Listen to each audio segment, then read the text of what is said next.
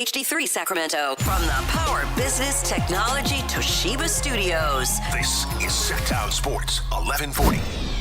The Carmichael Dave Show. He's on the microphone when he's not on the microphone. He's playing a song, and when he's not playing a song, he's on the microphone, and then boom. With Jason Ross. No, he didn't. Yes, he.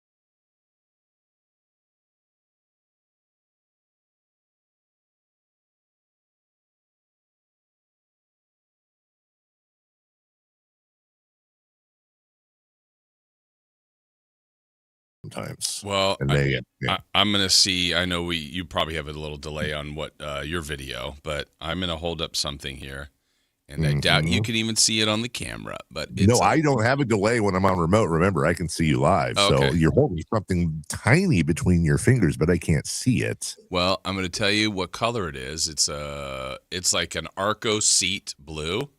Okay. Oh, that's the tape. Yeah, I mean, yeah. Why? Yeah, you're very centered.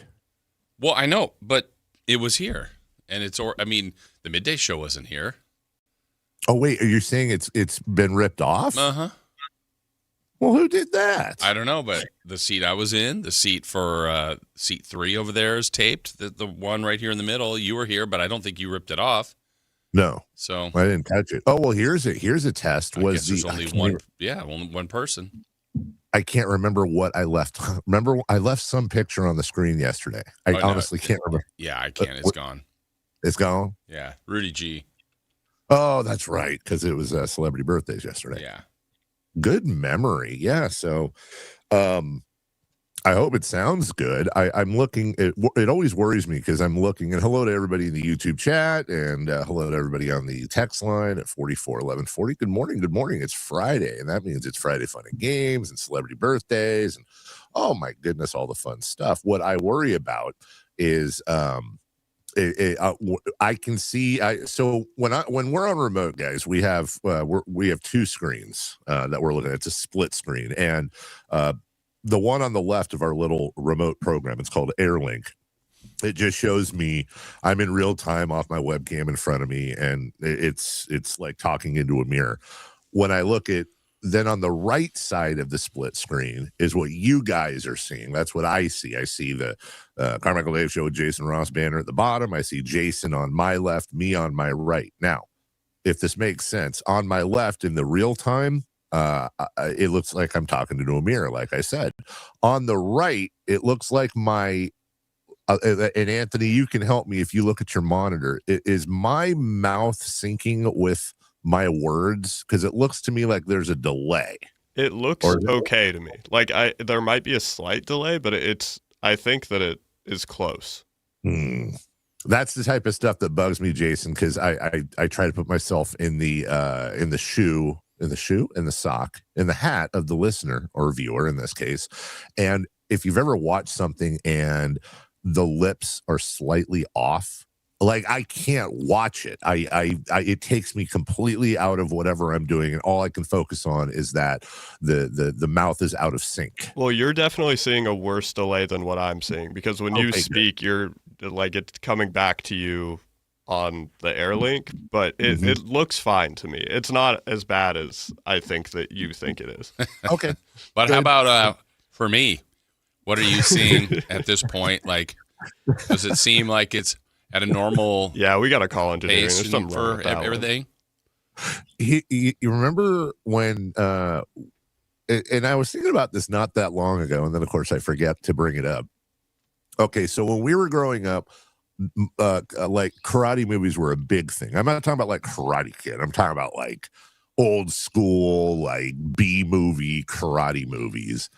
And there's two ways you can go about it. So like they would be generally like Japanese movies, and they and they'd be speaking Japanese in the movie, but then the guy, I'm obviously not gonna do my imitation of what it sounded like in Japanese, but you get the point. And then I don't. I need the example.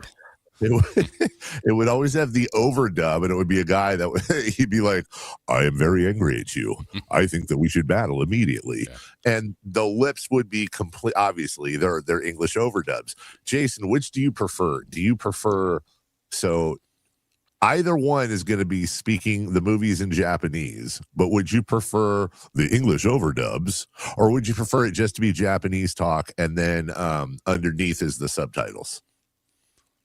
Well, I think for comedy's sake, the English overdub is better. Well, yeah, of course. Yeah. But doesn't it take you out of like something like 12 ninjas fight for their lives against the evil blah, blah, blah. Yeah, but at that point, I feel like the movie, we've kind of suspended reality. So like, let's just take it over the edge. Let's fight. Who is king of the mountain? Wait, what? We probably, right? It'd always be something like the Dragon's Revenge. And I remember when I was like 8, I took... you hurt me. Right? And so I took like little kid taekwondo for like 2 years with my next door neighbors. There was a little taekwondo, I think it was called Kovars in Carmichael. And Kovars? They had these... Yeah, Kovars. There's got to be somebody else out there. But not KOVR. No, not KOVR, which used to be 13, by the way. Wow. That's what. Yeah. And and I remember, now you got to remember, this is like in the mind of an 8-year-old kid who had seen a few ninja movies, right? And so my whole thing was like, we're going to go take karate. I'm going to get my black belt, and I'm going to be a black belt. I'm going to be a ninja, which I had no idea what a ninja was, other than he wore like a black, like a pullover hat where you only see the eyes.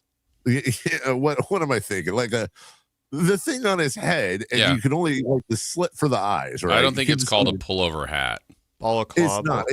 Yeah, that's the word I was looking for. So, which sounds like a weapon, by the way. So I thought I could be a ninja.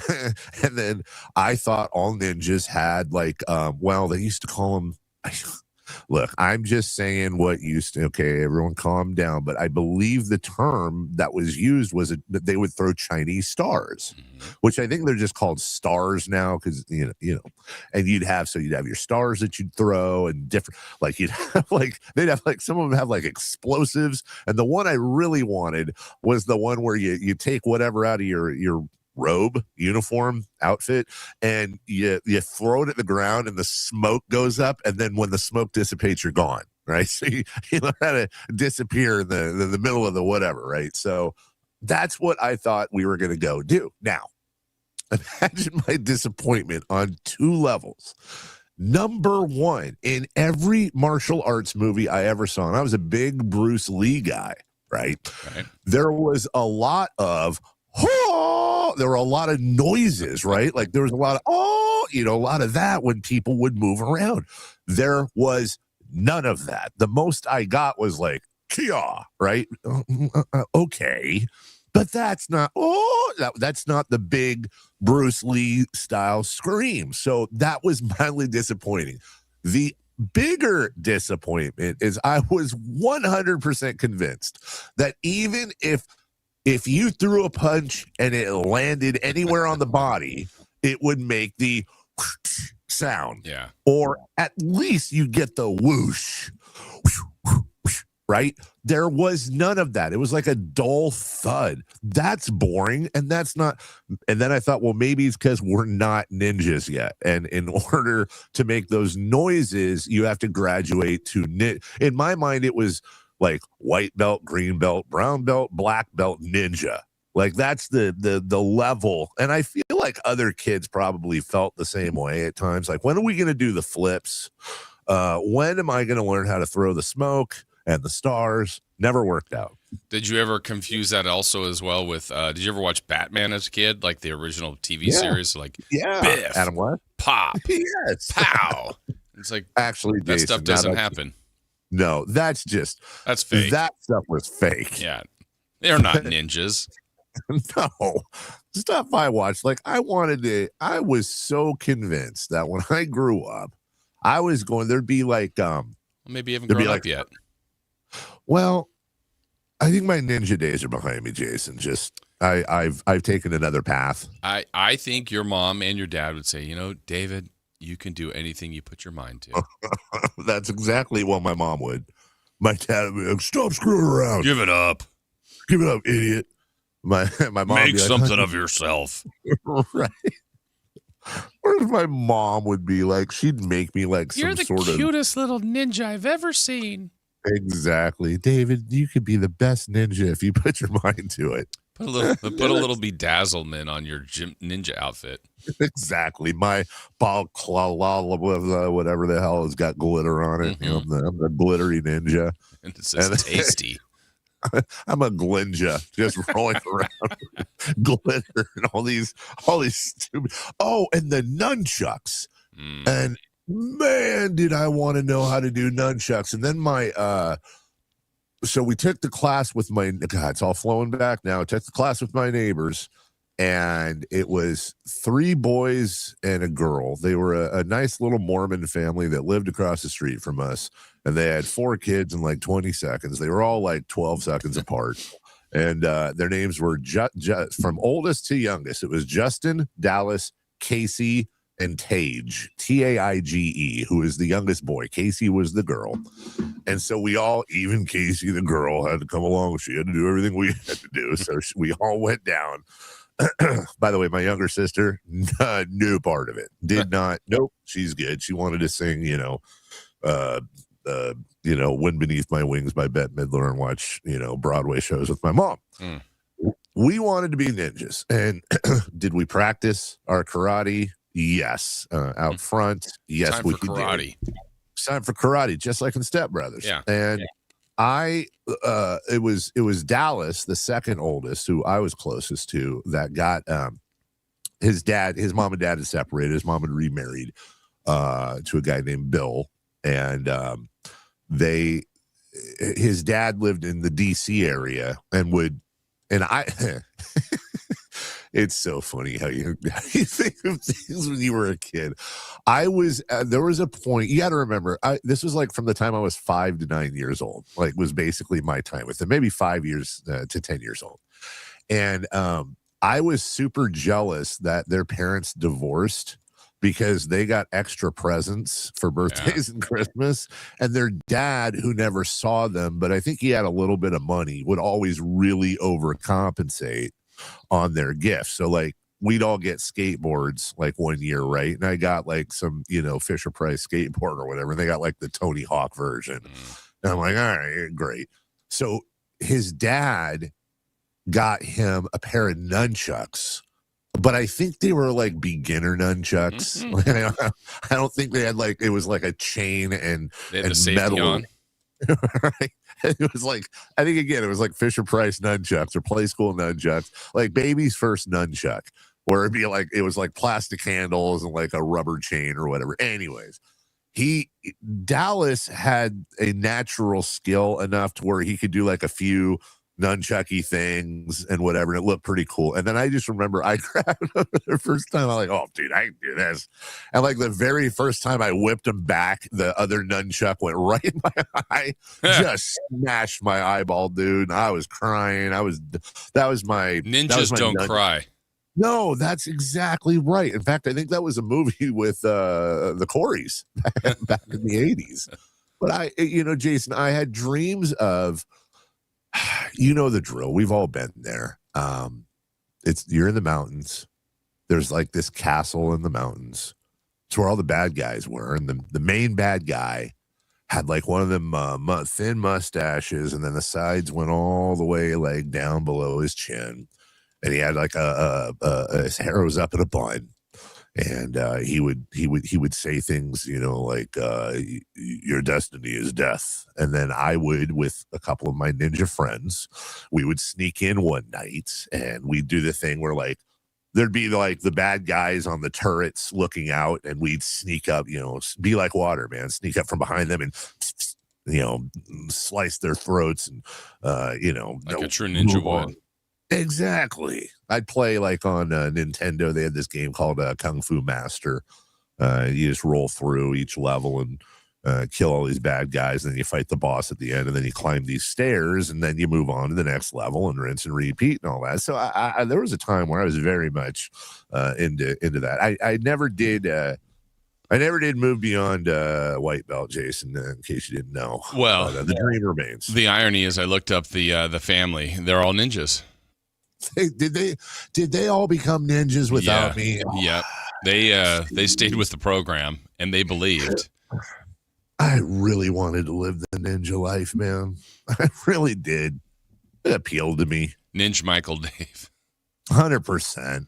I just wake up in the morning, eat whatever my healthy breakfast was based on whatever the land offered, and spend all day doing ninja calisthenics and meditating or whatever ninjas do. And then, day in the life of a ninja. I think that'd be a fun series. Like, what if you were a born and raised ninja, but somehow your parents moved to Muncie, Indiana, and you were, a 14-year-old ninja that had to acclimate in school and do spelling bees and play clarinet in the band and fight your ninja instincts. Well, I did see the movie Beverly Hills Ninja with Chris Farley.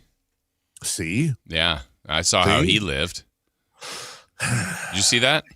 I saw that years ago. Why do for some reason, every time I hear Beverly Hills Ninja, why do I associate it with Shelley Long and some other? Was there like a Beverly Hills Troop? Yes.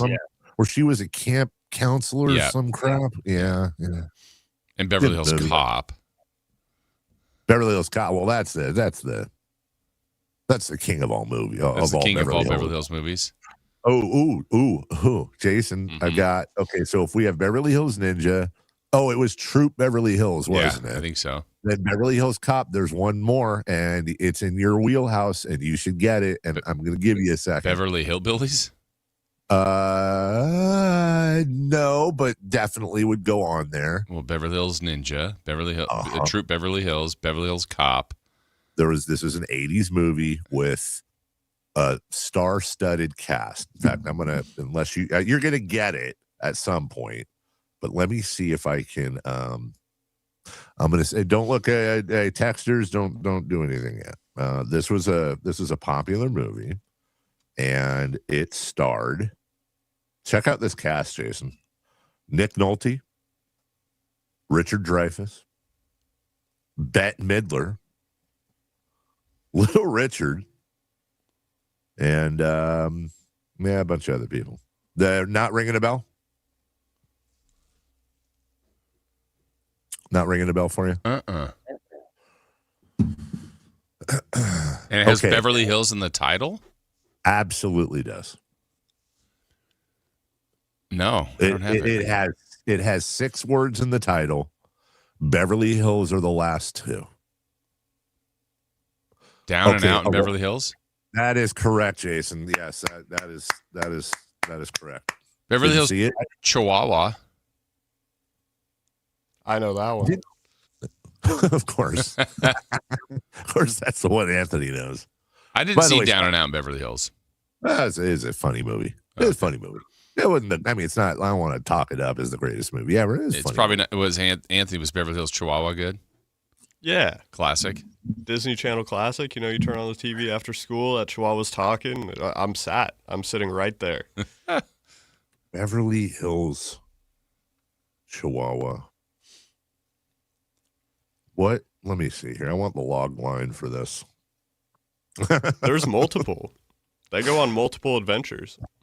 A spoiled, diamond-clad Beverly Hills Chihuahua gets lost in Mexico and must rely on the help of an unlikely pack of street dogs, including an amorous Chihuahua and a scrappy former police dog, to find her inner strength and navigate her journey back home. Yeah, it's a story about finding yourself and class consciousness.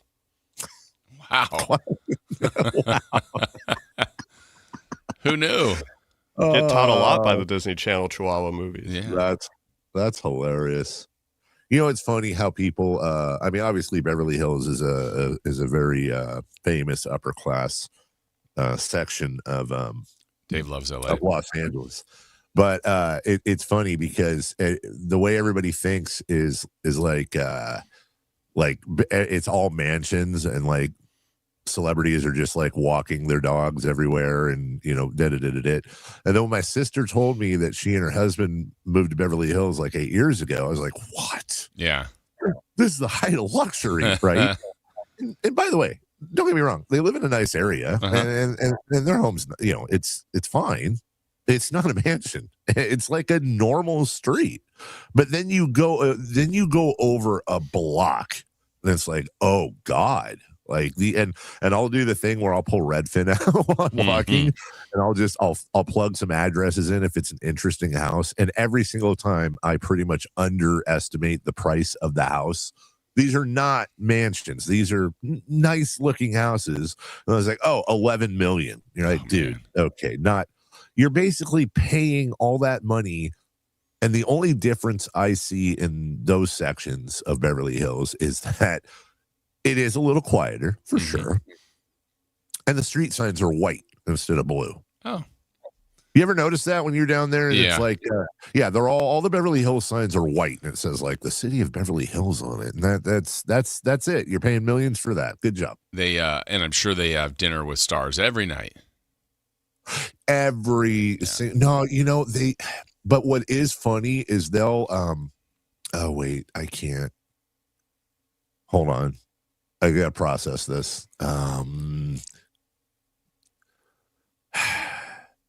No, but she will every once in a while tell me things like, I'm sorry, because I'm trying to figure out if I can say this on the air, or if she would kill me. There's like a okay, it's not this activity, but I'm just gonna say it because I don't want to give anything away. What would be comparable? Okay, let's call it charades. It's not charades, but let's just call it charades. So she's in a secret charades club. And what that is, key parties. It's people in the industry that like charades that they can't go out in public. Like my sister can, but like some of these people are names you would know. Yeah. They can't just go out in public and play charades, and again, it's not charades, it's something else. And nothing nefarious. It's just a fun activity that we've all done, but generally it's a public thing. You go to a bar or this or whatever. So they have these like secret get-togethers that rotate houses for people that can't do this in public. So that to me is the coolest stuff. I think you're being clever, but they're ninjas. I didn't want to say it on the air, Jason. Sorry, I let it out of the bag. It's the Beverly Hills Secret Ninja Club, where they go around and they do ninja things. Yeah. Before we break, I would like to also shout out Anthony, who will be with us one more day on Monday before his fill-in returns, while Anthony takes some time off from the show. I would like to say that Chris has not been here all week. Chris was not here last Friday. Chris will not be here next Monday. I have worked along with you, Jason, with Anthony for 4 hours a day, all those days. And in about 10 minutes last night via text, Chris spiked my blood pressure 30 times more than Anthony has in all the hours that we've worked together combined. You want me to lower it for you really quickly? Oh, please. Anthony, can you describe your sweatshirt today? I'm wearing a blue like crew neck. Yeah. that says All-American Grandma on it. What? I saw it earlier and went, wait, I don't think it was it turned a little bit. I go, I don't think I'm reading that right. And then you squared up towards me more, and I go, oh, I am reading it right. Got it at a yard sale from the real All-American Grandma. Yeah? Yeah. Good deal? Yeah. Pretty cozy. I just love it. All-American Grandma. That is reason number 700. I like Anthony. I too love shirts. Well, with my stupid cat shirts and stuff. I think it's great to have shirts that are completely out of place on somebody. It's a funny bit because people will see Anthony and see All-American Grandma and go, "You're not a grandma." And then it's a fun conversation. Yeah. I also have a Garfield shirt that says, like, I don't know if I'm going to heaven. I don't know if they let cowboys in. And it's Garfield with a cowboy hat on. And my mom told me I can't wear that because cowboys are going to get really mad at me. She took it very seriously. Well, what if you run into a cowboy ninja? Then I might be in trouble. Then it's the problem. Speaking of cowboy ninjas, the mayor of Sacramento, Kevin McCarty, is going to. Do you like that segue? I did. It's a great segue. He's going to join us at 7:28. We were going to have my old pal Derek Lee on, who was on with Matt and Kayla. I caught that yesterday, but he's traveling back home, so he'll join us Monday.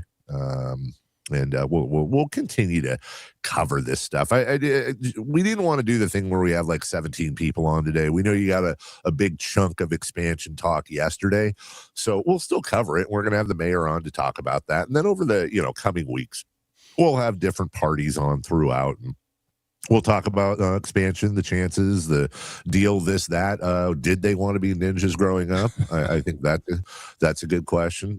We've got a Game 7, Jason Ross, which some say, I've heard this, I don't know if you have, but some say Game 7s are the best thing in sports.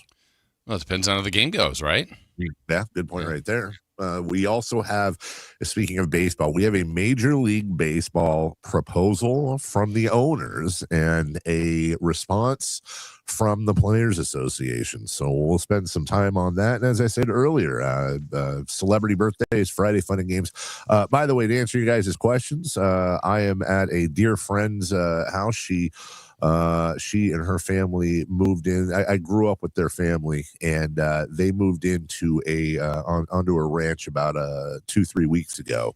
And I'm down here for the weekend to help them do some things. They're still unpacking. So if you know where Mountain Ranch, California is, I'm in the middle of about 12 acres near San Andreas. So through the miracle of modern technology, I'll be doing the show remote today with Jason Ross back in studio, Anthony behind the glass. And we'll come back when we do. We'll talk about that Game 7, and Jason will lead us through the audio right after this. The X Games are coming to Sacramento. Join Kayla Anderson and Sactown Sports 1140 at Cal Expo Center from June 26th through the 28th to watch the top action sports athletes in the world go head-to-head with 3 days of high-octane competition, BMX, skateboarding, and Moto X, plus live music from global electronic music icon Cascade, Grammy-winning producer Artist Mustard, and DJ Subtronics. Get your tickets today at xgames.com. Your local sports leader, Sactown Sports 1140. Get in the zone, AutoZone. Welcome to Markdowns for Miles at AutoZone. Thanks. Is oil marked down? Save up to $15 when you buy 5 quarts and a filter. And fuel treatment? 2 for $9 on Lucas. Brake pads? Marked down to free. Free? Get free Duralast brake pads when you buy 2 Duralast rotors. That's several markdowns. For many more miles. Get in the zone, AutoZone. Restrictions apply. Wesley Financial Group is not a law firm. I'm Chuck McDowell, founder of Wesley Financial Group. Did you buy a timeshare because they told you it was a great investment? That's a lie. Most timeshares can be bought online for $1. To find out what your timeshare is worth and to cancel it, call us today and we'll send you our timeshare exit kit free with all your options for cancellation. Call Wesley for your free exit info guide. 800-771-1300. That's 800-771-1300. Patrick was way behind on his IRS taxes. I was in way over my head. The total amount ended up being somewhere just over $30,000. $30,000. Then the IRS came to collect. Started getting letter after letter. A lien had been filed against me. They were going to basically hang me completely out to dry. He had to do something. That's when I reached out to Optima Tax Relief. Patrick's life quickly got a lot easier. It was very easy, pretty much hands off. They picked up the ball and ran with it. And how'd it go? I couldn't believe it. I had to ask 2 or 3 times. I saved an incredible amount of money. How does Patrick feel about Optima? Couldn't be happier. They definitely helped me. Optima Tax Relief, the best place to call. They're the best in the business. Do what Patrick did and call Optima Tax Relief for a free consultation. Call 800-375-2922. 800-375-2922. 800-375-2922. Optima Tax Relief. Testimonial from an actual client. Some restrictions apply. For complete details, please visit OptimaTaxRelief.com. Hi, this is Adam Johnson, owner of Golf Fitness Solutions. Exercise and golf have been 2 important activities in my life. I opened Golf Fitness Solutions in 2013 to help my fellow golf enthusiasts improve their posture, relieve their pain, gain strength and endurance, and most importantly, hit the ball farther. From beginners to professionals, I've had success working with all ages and all skill levels, and I can help you too. Located in Carmichael, call us at 916-802-5175 or go to golffitnesssolutions.com. T-Mobile has an exclusive bundle for customers 55 and up. I'm Sarah Bowl. Yeah, I'm Frank Bowl. A reliable network is key for us. And with T-Mobile, it's been wonderful. And going to the 55 plus plan saved us so much money. A lot. And that's important. Trying to keep costs down. The home internet's been perfect. It's fast, it's quick. The setup was so easy, it took less than 15 minutes. It was like, ta-da! If you want simplicity, coverage, reliability, you want the whole package, T-Mobile has it. Right now, T-Mobile customers 55 and up can get 2 phone lines on America's best network, plus America's fastest 5G home internet for just $30 each. $30 per month each line with autopay plus taxes and fees. Minimum age 55. Pricing for home internet rely on 2 lines of Essentials Choice 55. $35 connection charge per line required. Best mobile network and fastest 5G home internet based on analysis by Oak Grove Speed Test Intelligence data 2H 2025. All rights reserved.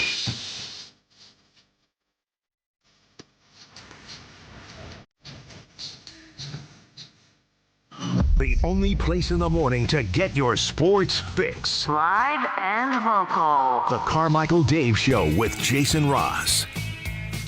We welcome you back on a Friday. Jason Ross, Carmichael Dave, and Anthony. Christopher Log will return Tuesday. We'll see how that goes. He is already texting funny memes to our group chat, so I know he is awake and hopefully vacationing. Jason Ross, the MVP, was more like it's not most valuable player is what Shai Gilgeous-Alexander is, but more like most very poorly played game last night. No, more. He didn't have a good game. 15 points on 6 of 18 shooting. And it was 118-91. Do you think today, at some point, I would like for you, if you, I know every once in a while you'll look over at the big shows on the screen. I want to see if there's a headline that says, have the Spurs figured out how to stop SGA? Right now we have, is Spurs Thunder emerging as the NBA's top rivalry? It is. Is it not? Right now? Not Minnesota, historically. Denver. Kind of more fun because they hate each other. Yeah. When you're factoring in how good a rivalry is, right? How much does how good the team, like if the Kings and Nets had a rivalry, like let's say Jordy Fernandez and Doug Christie got in a brawl at center court. Very interesting.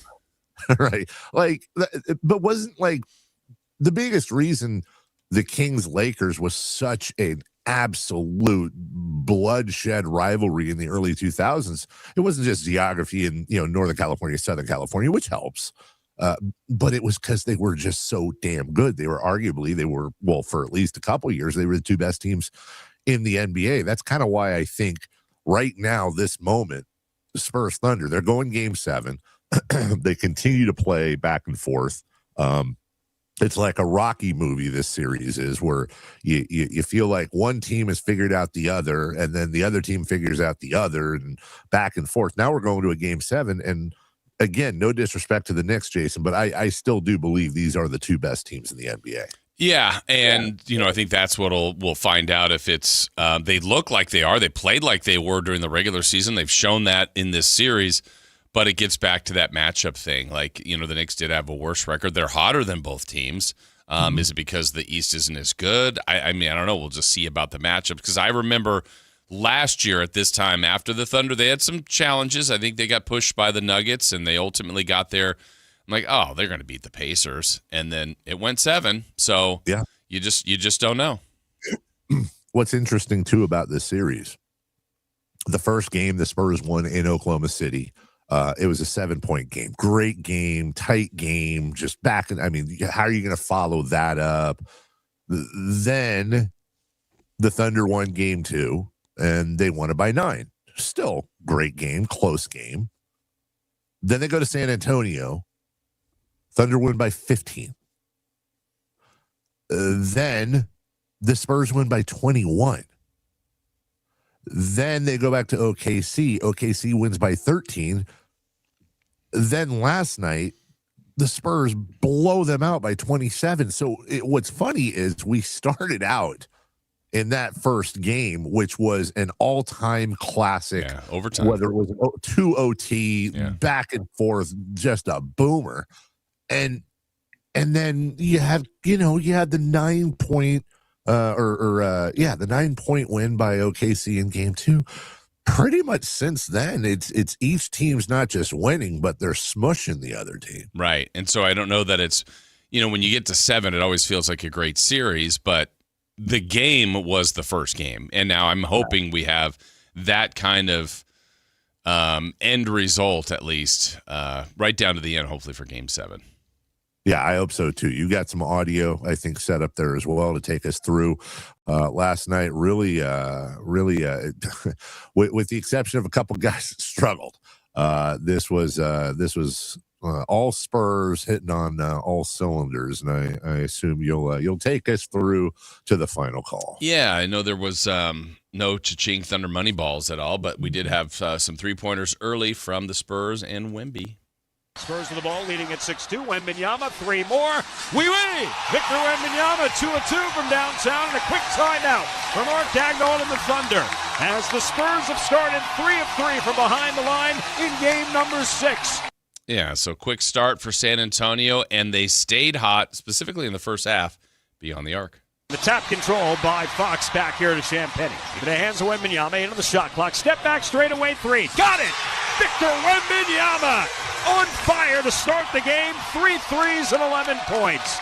I got to say, I think it was halftime where the Spurs were lights out from 3. It felt like they were going to run away with the game. And when the Thunder had it close, actually, I was impressed by the Thunder that they were in the game, but then the game, Dave, completely got blown open in the third quarter.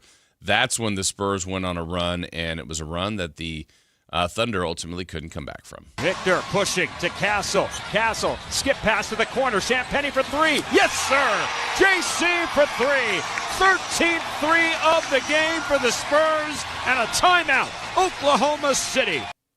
All right, more third quarter action for San Antonio. The run continues. Castle, Harper, Fournette, Devin Vassell, Julian Champagnie. Castle in the paint, Euro steps, puts it up, puts it in, count the basket, and the foul. Foul is on Jalen Williams. It's 11 points for Castle. Get an M1 to the line. How about the rookie? Dylan Harper was nice. Left wing Vassell, back to D. Harp, up top. Harper attacking between his legs. Step back jumper, good. Dylan Harper, silky smooth here tonight. 14 points on 6 of 7 shooting. Let's get to the fourth. Any run by the Thunder? Nope. That is a plus 31-point difference, and they're up by 23. Castle to Wemby up top. One-hand slam with a right hand, and a Methodist Healthcare assist between area 51. 28 for Wembanyama, 9 dimes for Steph Castle. Okay, and one more Castle. Castle up top between his legs. Castle jump step into the paint, puts it up with the left hand, puts it in. Count the basket and the foul. 2 more on the board for Steph Castle. And let's send it to 7. And there will be a Game 7 in the Western Conference Finals. You can turn out the lights in the gym here tonight. Spurs are headed home and headed back to Oklahoma City with a W for Game 7 coming up on Saturday. 118-91 the final here tonight. Meanwhile, the Knicks just wait and watch. See if there's more carnage in Game 7. You know what's interesting is the Spurs blew the Thunder out by 27 points, and you remarked the third quarter, the run they went on. They outscore the Thunder 32-13 in the third, and that was very much that in the first. Your deciding factors. What was that? Let's see. That's 19. They outscored them in the third, and then they outscored them by 13 in the first. That's what is that? 32 points, something like that. My math's screwy. Here's the point. Victor Wembanyama had 28 points and 10 rebounds and 3 blocks and 2 steals. That's a great game. 12 different guys scored for the Spurs, but De'Aaron Fox was horrible offensively. 1 of 9, 0 of 3 from beyond the arc. He did have 7 assists. And I think most importantly, when people look at De'Aaron and go, oh, God, you sucked. And he was terrible offensively, but there's this key again, running the offense and 0 turnovers. And that really has been Stephon Castle's Achilles heel when he's been running the point when De'Aaron was out. But when you look at the 12 guys that scored, Jason, none of these lines, none of them. There was one guy in double figures in rebounds, which was Victor Wembanyama. No double-digit assists, although Castle had 9, Fox had 7. You had 18 off the bench from Dylan Harper in 22 minutes, maximizing his time. But other than that, 17 from Castle, 12 from Vassell, 10 from Champagny, and then you add in the 28 from Wembanyama. That's all the double-digit scores. It was just they got a lot of contribution from a lot of different guys. And now you go into a Game 7, and maybe this is where if the Thunder do end up losing, you're going to look at this and go, well, no Jalen Williams, no A.J. Mitchell, and ultimately the Spurs' depth of all things really might be what ends up winning them the series. Yeah, I think, the minutes they got from, J-Dub did, I don't even know what his final, he played like 10, 15, he barely played. What was it off the bench? Yeah, he came off the bench, he played 10 minutes. 10 minutes. 1 point. So not a factor, and, maybe one more day of I don't know. I don't know what he'll turn into. But I think at this point, now that we've played 6, I said it the other day, and when the simplistic reality to me is, like, if SGA plays great, I think the Thunder have a great chance to win. And if Wemby plays great, it seems like which superstar, and then you need the others, but, like, it's really on the back of the dude. And in this case, I think it's now they said 4 straight or 5 of the straight games that SGA's been held under 40% shooting. Now he got 32 the other night, but he had 12 or 16 of them from the line. Yesterday, they had their worst quarter of the season. 2 games ago, it was their lowest scoring game of the season. I feel like the Spurs are doing more consistently to slow down the Thunder. Can they do it one more time? We're going to get back to the Thunder probably have more experience in Game 7s than the Spurs do. But, the Spurs won the most recent game. It's fun. I'm glad we got a 7th game. It's going to be awesome. Here's to SGA and Wemby and everybody playing at their absolute. I hope they all have phenomenal games. Be great. And may the best team win. One final note on the game, Jason. Wemby only had 3 blocks, but it just seemed every single time the Thunder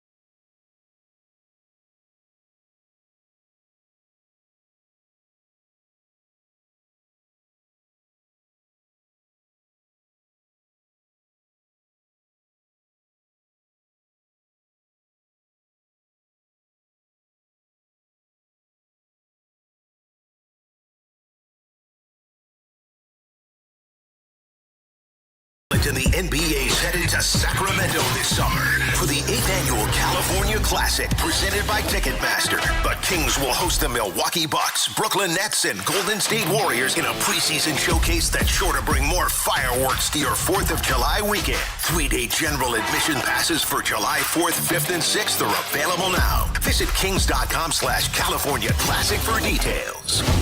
Your exclusive home for Kings basketball. Sactown Sports 1140.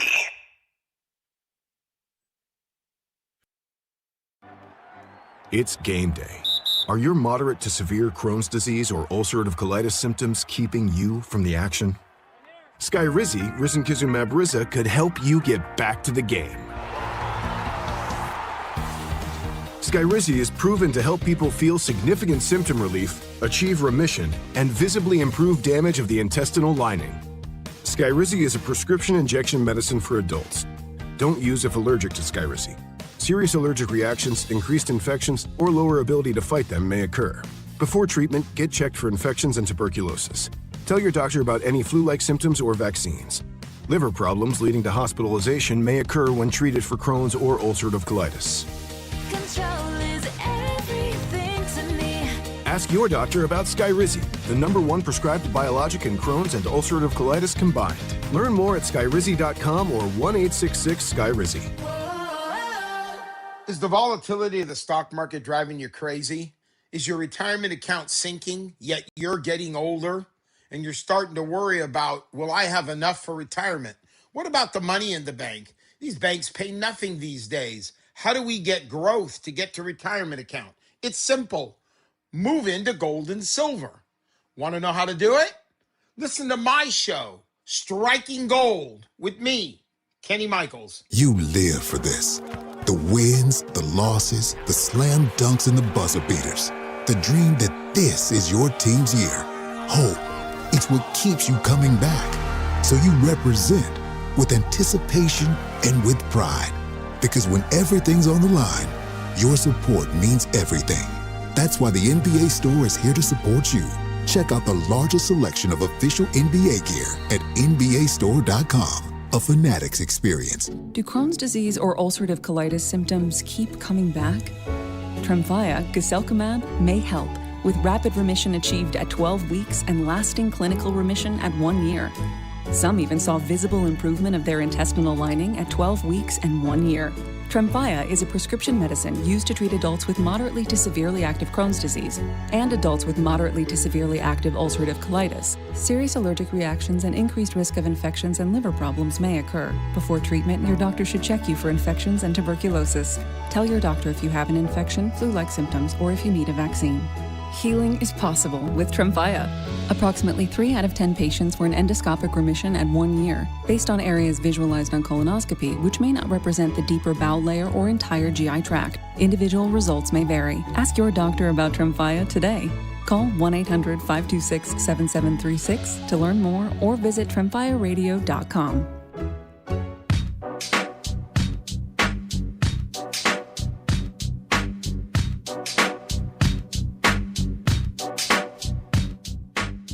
The Carmichael Dave Show with Jason Ross. Call or text at 916-339-1140. On Sactown Sports. The mayor, Kevin McCarty, will join us in just about, 40 minutes, bottom of the 7 o'clock hour. But what's interesting is, in addition to talking about expansion and that in baseball itself, is the labor proposal, because looming next year is what appears to be, anyone you talk to around the league, around baseball, that know things, say they are preparing for, at a minimum, a truncated season, and very likely, not for sure, but let's just say more than 50% chance that there will be no baseball next year, as this has been growing for a while, and this confrontation seems to be a little bit different than a lot in the past. Jason, you and I've seen a couple of strikes in baseball and gone through them for different reasons. And in all cases, the fans and the players have been almost completely aligned. it's the owners that are the ones on the outside. In this case, it seems like I don't want to say that the fans are aligned with the owners. It's just one of those, the enemy of my enemy is my friend. Yeah. Because of the cap or lack thereof. And they, as you saw, there was a proposal yesterday laid out, and as the late David Stern said, life is negotiation, but certainly it looks like they're nowhere near ready to figure this thing out yet. Yeah, and I think, to me, one of the interesting stats I saw yesterday about the proposal was obviously lowering the ceiling that they currently have, because the Dodgers are just ridiculous, the amount of money they're paying, and the Mets and Yankee, the teams that are doing that. But it's about raising the floor, and I think it was under the first proposal, at least the first one that's launched. I want to say, Dave, there was about 6 teams, I think, that would have to lower their payroll. Yeah, that would be the Mets, Dodgers, Yankees, Braves, Phillies, and Blue Jays that are all currently above the $245.3 million proposed cap. And the other way, though, was kind of more jarring to me, because wasn't it closer to, I know it was double-digit teams that had to raise their salaries to be more competitive to get into that cap range. And I think that's good. I think it's really good for the sport, but that's, from the owners to suggest this, that's interesting, because now you're forcing some people, you're telling them, you guys need to spend more money. Yeah, 15 teams are currently 15, including the Athletics, of course, that are currently below the proposed $171.2 million payroll floor, if you will. These numbers are according to Spotrac. The one question, I think the question I have more than anything that I keep reading about is what is it about this proposal? This is the owners proposing this. What is it about this proposal where you got all these owners to agree, at least 15 of them, to why can you not pay now, but you can jump your payroll up to 171 magically when this new deal happens? The owner's proposal to me, if you get past the whole the cap is the big no, this almost seems like a proposal that the players would put forward. The 50-50 revenue split, salary floor up to 171.2, which affects far more teams, over double the teams that would have to lower everything. Revenue sharing at 50-50, which obviously would be huge. And when you look at the monies that would have to come up to get to the floor, as opposed to the monies that would have to drop, it's more on the bottom side. You're getting the players. Here's the two things that to me are non-starters. When the players say no cap, we're not doing a cap, we've never done a cap, I don't respond to that. Never doesn't matter to me. Things change. If you just want to sit there and cross your arms and plug your ears and sing the national anthem, sit it out, because what I need is, as somebody who's watching this, I need your reasonings. I need your logic behind it, not just, no, we've never done a cap. NFL does a cap, and they're doing just fine. NBA does a cap. They're doing just fine. Most sports have a cap, whether it's a soft or hard cap. They're doing just fine. But in this case, it's the Dodgers and Mets really that have done this more than anything. I mean, you got the Yankees and Blue Jays in there, but the Dodgers especially, along with their multiple recent championships, the deferred money, which I have yet to hear, and maybe it's just because I haven't read anything, but that's another thing I need to look. I need to see is, are we going to stop this deferred money garbage? But I got to be honest. In fact, I'm going to put that poll out today. I was waiting until today to see what people would say after they've had a chance to read everything. But I would be really surprised if the fans in general, who, let's be honest, and I include myself in this. This isn't. I'm not being insulting here, but we as fans are from slightly to very ignorant on the inner workings and what happens. But I'd be surprised, Jason, if the fans of Major League Baseball didn't come out pretty strongly in favor of a cap in this situation. Yeah, I think so. I mean, and I don't know how the core fan feels, but I mean, I think it's safe to say I don't know that anyone roots for the labor, the stoppage of the game. Like, I just don't think there's any production out of that, with the exception of the end result, which is hopefully at some point you get to a signed deal and then you're playing the sport again. But the second you miss games, you just lose people. And it's a sport that's losing people already. And I don't think they can afford that. But you're right. I think it's generally more people in a generalization with the fans. But I would think this time it might be closer to the owners. But, the other part about this, Dave, I was just doing a little quick numbers. Since 2010, so we're talking 15 years of baseball. Yeah. There's 18 teams have been in the World Series. Like, it's weird. Like, it's heavy. It's too much what the Dodgers are doing and Yankees and Mets, but they still get pretty good balance, which is weird for the sport that is kind of too imbalanced in its payments. But they've had, diversity in the World Series. Well, and we'll talk about this a lot later also, how this could affect the expansion efforts specifically in Sacramento, and don't think those aren't connected. To your point, there has been a lot of parity in the World Series. Looking deeper, the counter would be the last time a small market won the World Series was, I think, 11 years ago, Royals in 2015. That being said, your point still stands. We'll get into a lot of that as well later. We'll take a break. Jason. Yeah. The first hour kind of flew by. It did, and, the week has kind of flown by. Week has kind of flown by. It's almost like like one less day? Yeah. Is this your Friday? You know what it is? Is it your Friday? Yeah. You know what it is?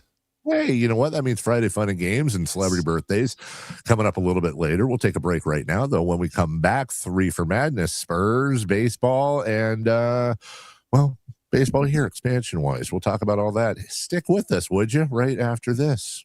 Take Sactown Sports with you everywhere you go with the Sactown Sports app. The most in-depth coverage of the Kings and 49ers. A library of written and video content. And all your favorite personalities all in one place. Download the Sactown Sports app today and get in on the action. Your local sports leader. Sactown Sports 1140. This is the story of the one. As a safety manager at a manufacturing plant, he does everything he can to keep his coworkers safe. From finding ways to reduce risks to keeping safety supplies in stock. And for that, he relies on Grainger. Grainger offers a broad range of quality products and next-day delivery, so he can always play it safe. Call 1-800-GRAINGER, click Grainger.com, or just stop by. Grainger, for the ones who get it done. Don't miss out on the biggest action sports event happening in Sacramento this June. Tickets are now live for MoonPay X Games Sacramento 2026. See nearly 100 of the world's best skate, BMX, and Moto X athletes compete at Cal Expo June 26th through 28th. Music performances featuring electronic music icon Cascade on Friday, June 26th, and Grammy-winning producer and artist Mustard, and music producer DJ Subtronics on Saturday, June 27th. Score your tickets today at xgames.com. Did you try my Colombian tamales? They're delicious. Yes, but the Mexican tamales I brought are better. Colombian tamales wrapped in plantain leaves are unmatched, you know. But the Mexican tamales wrapped in corn husks are the authentic ones. At least we can agree that they taste better with Pepsi. Without a doubt. Can you pass me a straw? You mean a pitillo. Tamales deserve Pepsi. Do Crohn's disease or ulcerative colitis symptoms keep coming back? Tremfya, guselkumab, may help, with rapid remission achieved at 12 weeks and lasting clinical remission at 1 year. Some even saw visible improvement of their intestinal lining at 12 weeks and 1 year. Tremfya is a prescription medicine used to treat adults with moderately to severely active Crohn's disease and adults with moderately to severely active ulcerative colitis. Serious allergic reactions and increased risk of infections and liver problems may occur. Before treatment, your doctor should check you for infections and tuberculosis. Tell your doctor if you have an infection, flu-like symptoms, or if you need a vaccine. Healing is possible with Tremfya. Approximately 3 out of 10 patients were in endoscopic remission at 1 year, based on areas visualized on colonoscopy, which may not represent the deeper bowel layer or entire GI tract. Individual results may vary. Ask your doctor about Tremfya today. Call 1-800-526-7736 to learn more or visit tremfyaradio.com. If you have unfiled taxes or are in debt to the IRS, this is important news. Did you know the IRS has programs specifically designed to help people struggling with tax debt? Powerful tax assistance programs that can save you thousands if you qualify. No one knows these programs better than the experts at Optima Tax Relief, America's most trusted tax resolution firm, A-rated by the Better Business Bureau. Their award-winning tax attorneys and licensed professionals have resolved over $3 billion of tax debt for their clients. One call to Optima can start the process, helping to put an end to your worries about wage garnishment, asset seizure, and other aggressive IRS actions. Find the best options to solve your tax problems. Call the experts at Optima Tax Relief today for a free consultation. Call 800-375-2922. 800-375-2922. 800-375-2922. Optima Tax Relief.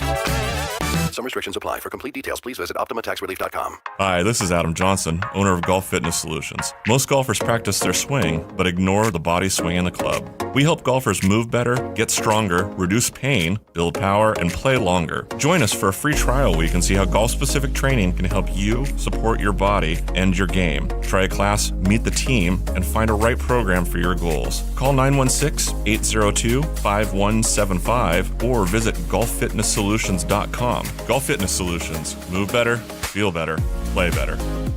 KHD1 Sacramento, KYMX HD3 Sacramento. From the Power Business Technology Toshiba Studios. This is Sactown Sports 1140. 3 questions, 3 answers.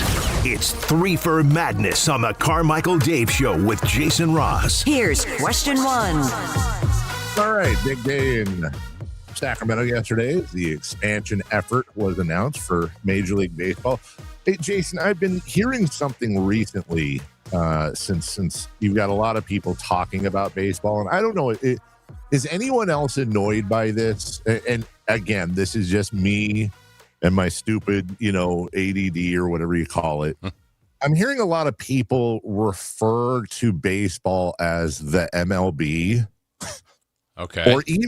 Or even yesterday, a lot of the speakers just kept saying MLB, MLB, MLB. And I'm being a nerd here. Just say baseball. First off, there's no the MLB. It's like when people say the MLS. It's not the Major League Baseball. It's Major League Baseball. Okay, but So wait, but why is it not? But it's the NBA. The National Basketball Association. That works. But the Major League Baseball, the Major League Soccer. The Major League of Baseball. Well, yeah, but it's not the Major League. Let's just make it up. Let's change it. The NBA, it's the National Football League. But have you ever heard anybody say, "Hey, it's the Major League Baseball"? So no, the major's the problem. If it was the national, the A's are in the American League, right? Exactly. The American League, the National League. But not the Major League Baseball. Is that just me? Am I wrong? Okay. Maybe I'm wrong. I don't think I'm wrong. All right. The Major League Baseball doesn't work for me. MLB. Also, it's not like NBA or NFL. I think it's just MLB, or just call it baseball. Just call it baseball. Yeah, we come want on. baseball in Sacramento. It just sounds weird when somebody says we want the MLB in Sacramento. Just call it baseball. All right. All right. 3 for Madness. Question 1. The Spurs forced Game 7 last night. Who do you think ultimately advances? I have ping-ponged back and forth on this series, Jason, so much. I'm rooting for the Spurs to advance, just like I was rooting for Oklahoma City last year. I love the fact that, would this be the 7th different champion in 7 years? 8th. And if the Spurs advance, I'll root for them. But also, I'd be fine if the Knicks won. If the Thunder advance, I'll root for the Knicks, which... You've turned on the Thunder. That was your team a year ago.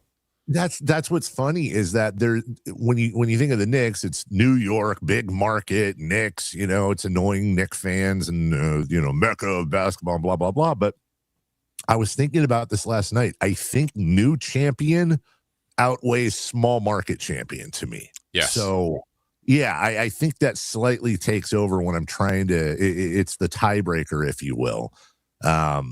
Yeah, my order would be last is the Thunder. I don't hate them. Yeah. Not by that's not a oh God Thunder. No, it's like they won last year. I'm not tired of them, but the Knicks have the longer drought. I hate me if you want. I'd like Fox. I would be very happy for De'Aaron Fox if they won, but I'm probably would lean Knicks first, Spurs second, and then I would say further down are the Thunder, but that's not a disgust for the Thunder by any means. Honestly, there's no team of the three left. There's no team I wouldn't be happy for them if they won. Yeah. And as far as who's coming out of this series, I'm just gonna I have to. We just talked about tiebreakers. My tiebreaker is that it's in Oklahoma City. My second tiebreaker is that the Thunder are the defending champions, and they have been through this before. The experience does tend to matter when the lights are the brightest. I'm rooting for the Spurs. I'd love to see them win in advance. I think a Spurs-Knicks series would be a fun, fantastic series. Not that the Thunder wouldn't be, but if $250,000 suitcase question for me, I'd struggle, but I'd say I think ultimately the Thunder will win. Yeah, this is a tough one because all the things you said. I mean, I like the fact that the Thunder are home, first and foremost. It's a tough place to play. They're really good there. They're more confident there. Usually your bench players role players play better on your home floor. They've defended it pretty well for the most part. I know they lost game one, but they could argue double overtime loss. The other two they handled okay. They have past experience that goes for them, including a game 7 of the finals. I mean, that's the highest you could possibly go through. And the home part. I mean, there are things that lean towards them. The Spurs, though, to me, it's kind of what I said earlier, Dave. I feel like they've done more things to the Thunder than anybody all season long that have made them not look like the best team in basketball. And I'm going to go to the regular season that maybe that shouldn't matter. But if we add the regular season to this, they've beaten the Thunder 7 times. Wow. I mean, 4-1 and then 3-3. And like I said, last night, their worst quarter of the year. 2 games ago when they won game 4, their worst scoring night of the year. SGA is doing things that he hasn't been doing. And I think if Wembanyama plays like to a level, his highest level, and SGA plays to his highest level, the stuff that Victor can do, nobody can do. Nobody can do. And I think that's the separation. And then I'm going to do one little asterisk, and this may be it's part of his problem, but also I think part of why he's good. I think De'Aaron Fox is the guy that I'm as good as you need me to be. And it was a little bit of a problem here. I mean, there were nights, Dave, we all said this, like, oh, they're playing the team, and De'Aaron didn't seem as interested. And he scored 18, 8, and he wasn't very good. The numbers at the end, you look like last night he didn't shoot the ball well, but he did other things to help the team. But they didn't need him. They didn't need him as much. I don't know if they'll need him in Game 7. I think he's been a clutch player before. I feel like there's still a game out there for De'Aaron, and maybe part of it is his injury and also the OKC defense. But if they don't need him, I like to that level, I don't know that he's going to have a big game. But if they do, I just have this sneaky feeling that Fox is going to be a big piece if needed. So my slight lean will be to the Spurs for Game 7. Well, to a couple of your points too, and I know we have some people that are not rooting for De'Aaron Fox. Absolutely, and I get that. And I don't want to trigger them or sound like I'm doing a cope here, but it also seems like De'Aaron Fox is suffering from Jalen Williams syndrome, which is I don't think either of them are anywhere close to 100%. In fact, I know they're not. And when I watch Fox play, when I watched him play last night, it just seems like the margins are so thin in the NBA, and it just looks to me like Fox is missing a step, and that's such a huge part of his game that I don't think that they're getting, just like OKC's not getting all of Jalen Williams. They are getting all of Jalen Williams, by the way, but not of Jalen Williams. Yeah, Jalen Williams, though, has been fine. The Jalen Williams, though, is hurting them. Not great. The Spurs are not getting all of De'Aaron Fox. To the other part of your point, if my math is correct, and I'm sure it probably isn't, the Oklahoma City Thunder, Jason Ross, are 75-21 this season, counting the playoffs. 1/3 of those losses have come to the San Antonio Spurs. And let's not forget, everyone's focusing on the Knicks run. The Thunder were 8-0 coming into this series, and it's 3-3. Yeah. It's just one of those times, man. We've seen it in basketball history. Again, no disrespect to the Knicks, but to me, we're watching the two best teams in the NBA play. And somebody actually said on the chat line, I actually kind of agree with this. Even if it is the Spurs and the Knicks, I said I was rooting for the Spurs. This is an excellent point, though. I think the Spurs have a far better chance of winning the finals over the next 10 years than the Knicks do. Maybe I do root for the Knicks. I don't know. Yeah, Knicks beat the Spurs a couple times, so They did. Or at least they beat them in the cup. Yeah. Either way, it's going to be a lot a lot of fun for NBA. We're the big winners, Jason Ross. You and I, we are. All right. Hey, how about question 2, please? Question 2.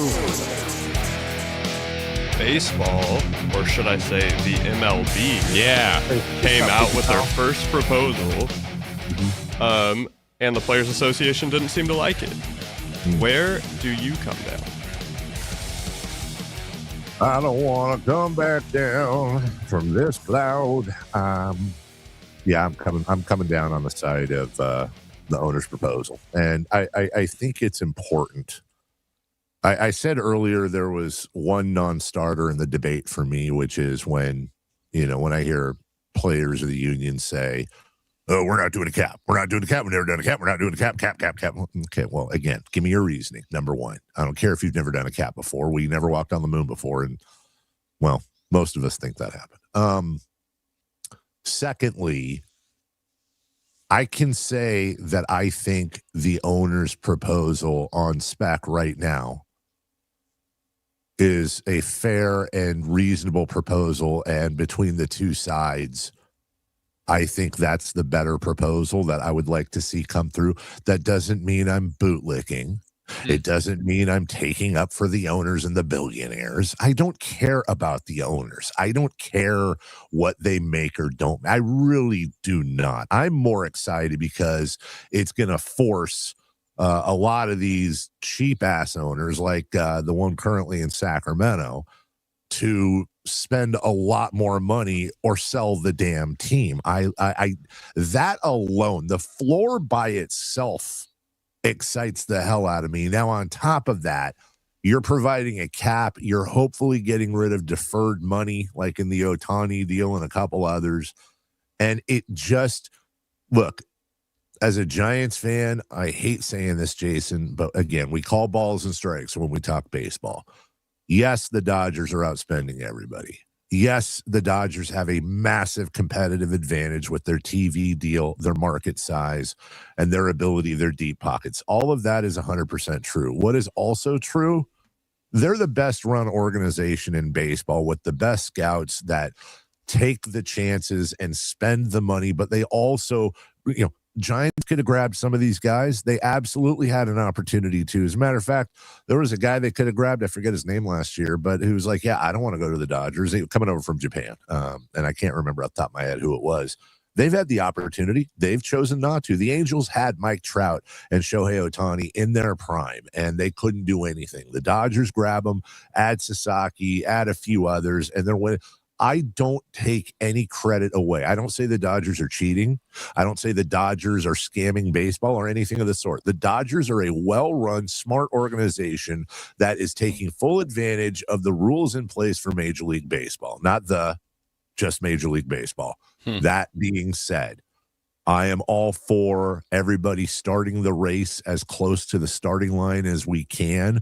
I would also like to see something like a hometown discount, since they're doing all this stuff, meaning if a player's called up through your system, I saw this online, and stays with your organization, that player maybe counts 40 to 60% against the cap as opposed to 100, so that we can get more. I miss the days of players staying with organizations for a long, long time. I'd like to see teams have more of an incentive to keep their own players and not lose those players. I think that would for example, benefit a team like the Athletics right now.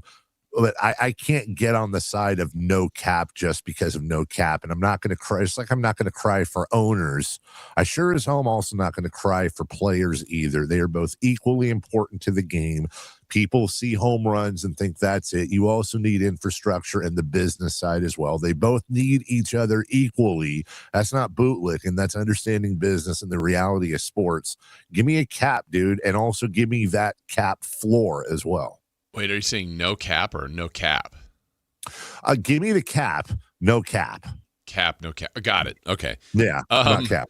A couple things that you said that I agree with. First and foremost, I think the deferred payment has to go. Like, I mean, good for Bobby Bonilla, good for Shohei in the future. But like when you're looking at the teams that are overpaying or above the proposed, the proposal by the owners to what they want the ceiling to be, what they want the floor to be. And I thought, oh, man, how far over are the Dodgers? They're not even the highest team over. It's because of that deferred payment. I mean, they're $55 million over, which is a lot, but the Mets are $88 million. But so if we take the group, Dave, that's over the proposed ceiling, that total is around $282 million. Players aren't going to want to see $282 million less. That's not good. Okay, right. Well, let's do the floor. The floor being raised will give more money to $864 million, the tune of that. Yeah. So actually there's more money in general going to be spent on the league. And I think when players are seeing money potentially shrinking, it's shrinking from the teams that are spending it, not from the teams that aren't. So I think there's still a win here potentially for the players. And I think you're spot on the Dodgers as much as people, if you love the Dodgers, then you celebrate what they're doing. But I think I saw yesterday or the day before they were re-ranked the next 50 great prospects in baseball. And the Dodgers have a bunch of them on there. I'm thinking, wait, you've spent all... That should be an organization that all their talent's on the major league level, but their scouting is great. They've done this. So, I mean, they deserve credit for that. And then the last part I would say is, just raising the floor I think is great. Dropping the ceiling I think is productive. And just get some of these other teams that, like Pittsburgh has some really talented young players. They spent a little bit more this offseason, but they've been a team guilty of this in the past. A's have been guilty of this in the past. They've got some young talent. Like, what would they look like if they really start spending? And because they've done a good job in scouting and getting some of these other players. And it would just be exciting to see more teams really have a chance at this. I will say, to repeat part of what we talked about earlier too, Jason, I have two huge questions I would like answered. Number one, why is it that we talked about it? 15 teams are below that proposed $171 million floor. How is it that now they're magically going to be able to increase that spending to 171, which in some cases is almost double what they're currently spending? So that's my first question.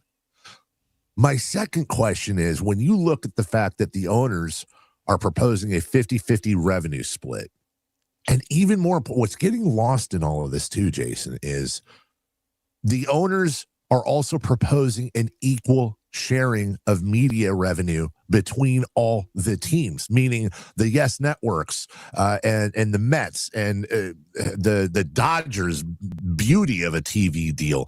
Now it's all thrown into a pot, split equally amongst the teams. That is a massive, massive win for small markets. So, Jason, when you think about it, 15 teams are currently below the floor. On top of that, they're now taking away some of this revenue money from big market teams. How in God's name did Rob Manfred get the owners to all agree to this? Right. I really don't understand how he got, and I'm sure they're not all agreeing with it, but I want to know behind the scenes in what world they got these owners to agree to that, because some of the stuff in here, man, it's going to hurt some of these teams, especially those big market ones. And when you're looking at the owner's proposal, and if you closed your eyes and you read that same proposal, but instead of it being the owner's proposal, if I told you a week ago that this was the player's proposal, other than the fact that you'd be surprised that there's a cap in there, I think you'd believe me. Yeah, absolutely. And to your point, so I'm just going to give you 1, 2, 3, 4. Here are the tied for the top 5 teams that have to raise the floor the most. So you own the Cardinals. That's the 5th team. I'm telling you as an owner, yeah, you know what? You have to spend $76 million more to be in our league. Atlanta, A's, same number. Washington, 77. White Sox, 80 million. Cleveland, 90. Miami, you have to spend $92 million more just to reach the floor. And if you're on that team, there's a lot of people that will benefit from this. Jason, overall, are you on the side? Would you like to see the owner's proposal be integrated? Closer to this, absolutely. Yeah. I mean, I shudder to say I'm on the owner's side, but if this is their proposal, I am on the side of this. It's something, if they tweak it a numbers higher, lower, each the parameters are good though. Well, then the last thing I'll say is this: I want everybody listening who is talking about this on social media or wherever, I want you to pay special attention to that, because what you're witnessing right now is basically a unicorn in the discourse of all of this. Jason Ross, lifelong Yankee fan, is saying that he would be fine with this. And my problem is 99.9% of the people that I see that are against this proposal, they are one of two folk. Number one, people that hate billionaires and it doesn't matter and screw them and whatever, and that's a whole different topic. Or they are Dodger, Yankee, Met, big market teams fans, and they're obviously incredibly biased. By the way, I'm a Giants fan, top 10 in payroll. They do have money. I am all freaking for this. Let's see a competitive advantage and may the best organization win. Question 3. Question 3. The mayor comes on next. Yeah. How do you think yesterday went? I think it went well. I do, as well as it could. Look, and I don't mean this disrespectfully. It wasn't all fluff. There were some real things there when it came to stadium funding and the path to get there, the real actual function of getting this out there so that the network of billionaires would now, according to Michelle Dapper of our TV content partner over at 3, Daps. What's the haps with Daps? Well, she said that according to her sources, that the phones were ringing quite heavily. I wonder if there's a hotline like 1-800-billionaire where they call in and hello, big ownership, prospective ownership groups. Welcome to the MLB. Billionaire Hotline. How can I help you? I think it went well. We're going to talk to Kevin McCarty here shortly about that. That being said, it was also like having one of them Hawaiian pig roasts, and all the side dishes are there and they're great. You got 50 people and they're all dressed in leis and Hawaiian shirts, and the weather is beautiful and you're right on the ocean and there's torches going and it's just an absolutely amazing sight and everything is phenomenal and perfect, except there's no pig. Oh. And that is how I would describe yesterday, that they did as well as they possibly could, but we need to get a billionaire owner on that spit with an apple in his or her mouth so we can start turning it over. You know what I'm saying? Yeah. I mean, look, I think there's I would say as far as yesterday went, that they did a great job. Like, I think we've always said this, that the second you put a rendering out there, there's excitement. I thought the picture looked great. It'll be some version of that if it happens. I think having a guy like Kevin McClatchy there, a former Pirates owner, connections here to Sacramento, like, that's good. Dusty Baker, Derek Lee, all the political figures, and then just a lot of support. There were a lot of people there. I think those are all good things. I think there could be an argument, because it sounds like, and maybe we'll learn more from the mayor here, but that they are already in talks with some people. And you said the hotline is coming in, and I think these are good things. And maybe there's an argument to be made, like, hey, could that duck or that row been set up a little bit already? Or are they truly vetting more people? Are their phones truly ringing off the... I mean, that's a big piece, Dave. That's probably the biggest piece. But I think they could maybe land that, I think. So, yeah, it was impressive. I think they, like we said, they kind of are starting from behind in some sense, but in another sense, having baseball here probably is helping them. I just love that they're in the fight. I think this is one of the things that I would say Sacramento does very well. They should be prideful of the presentation of how we look. In the end, I mean, we're fighting. So we'll see if it's enough. But I think having West Sacramento and Sacramento is unique. I think that's a strength here. So they got the right people in place, and the big fish, the big whale that we're talking about, hopefully lands, and we'll see what kind of impact that has. One of the folks on that stage, as we mentioned, was Sacramento Mayor Kevin McCarty. He will join us next right here on the number one rated sports show in the city, any station, any time slot, Sactown Sports. Like and subscribe to the Sactown Sports 1140 YouTube channel at Sactown Sports 1140 to get the Carmichael Dave Show with Jason Ross, Matt and Kayla, and the Drive Guys with Kevin Gleason and Alan Stiles on demand and at your fingertips. Get your fix of the Sacramento Kings, 49ers, Giants, Athletics, NFL, NBA, and the latest in sports and entertainment all in one place at Sactown Sports 1140 on YouTube. Your local sports leader, Sactown Sports 1140. Wendy's new Biggie Deals lets you choose whatever you're in the mood for. It's like a music mixing board of deals, and you're the producer. Go with some chill folk music with a JBC in the $4 Biggie Bite snack. Try the drum and bass of deals with a double stack in the $6 Biggie Bag.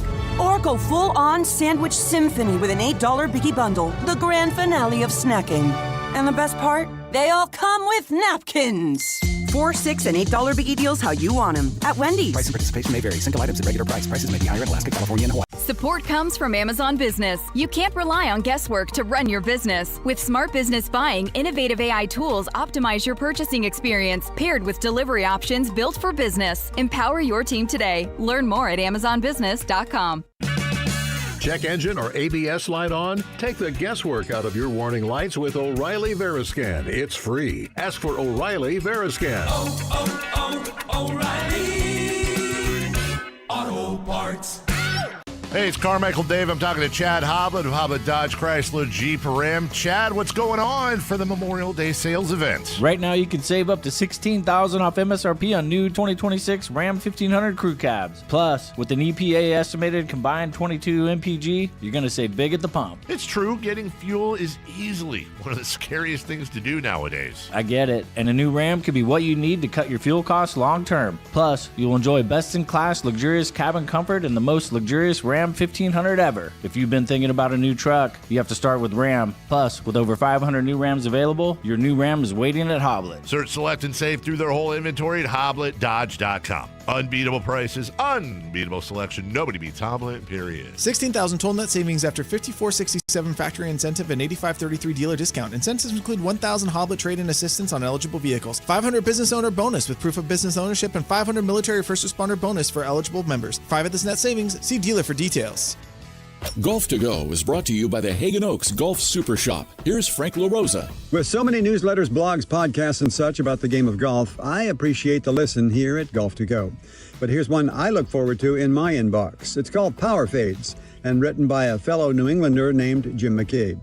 He covered the game for the Boston Globe for 23 years, going on to cover the PGA Tour for Golf Week magazine, followed by a position with the PGA Tour as Senior Manager of Communications. Since 2021, he has self-published his digital golf newsletter called Power Fades. McCabe says he has a passion for playing golf that is surpassed only by his passion for writing about people who have a passion for playing golf. I open his newsletter with a smile on my face, knowing I'll encounter another's highs and sometimes lows as McCabe writes with great sentiment about regular people's regular lives and their place in the game. And his front 9 musings add humorous reflections to this tidy package. Visit powerfades.com now and thank me later. That's your Golf to Go. I'm Frank LaRosa.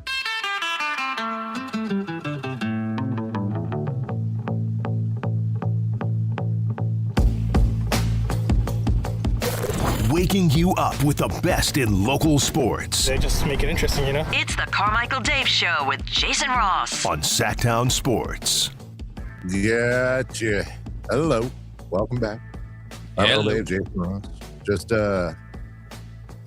put the poll out, Jason. I'm really curious, to see how this is going to turn out. Mayor McCarty will join us in just moments, by the way. Question being based on what you know right now. Which proposal do you favor in baseball, the owners or the players? Now, I have one response so far because I literally just hit enter 2 seconds ago. They didn't vote because the vote is still 0-0, but somebody said players. So far the players have 100%. Okay. Of the response. I wonder if that's just a reaction.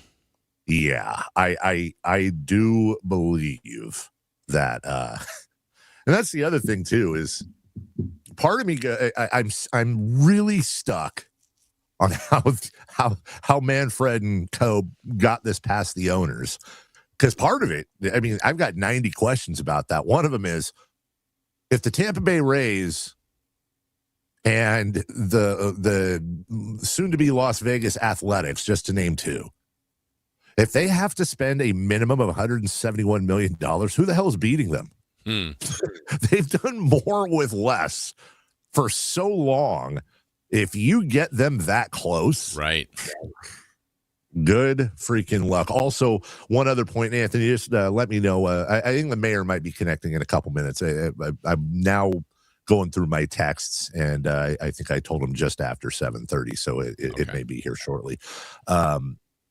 We also need to discuss, too, that this is going to be a very interesting thing to watch when it comes to the expansion in Sacramento. Because if you think about it, if you are a potential Major League Baseball owner and you're looking at all the things having to do with Sac, one of the things you obviously need to look at is, and this is really kind of an unknown, what is the landscape of baseball going to be that you're effectively walking into? Because, Jason, if it goes the way it sounds like it's going to go, we're not going to have baseball next year.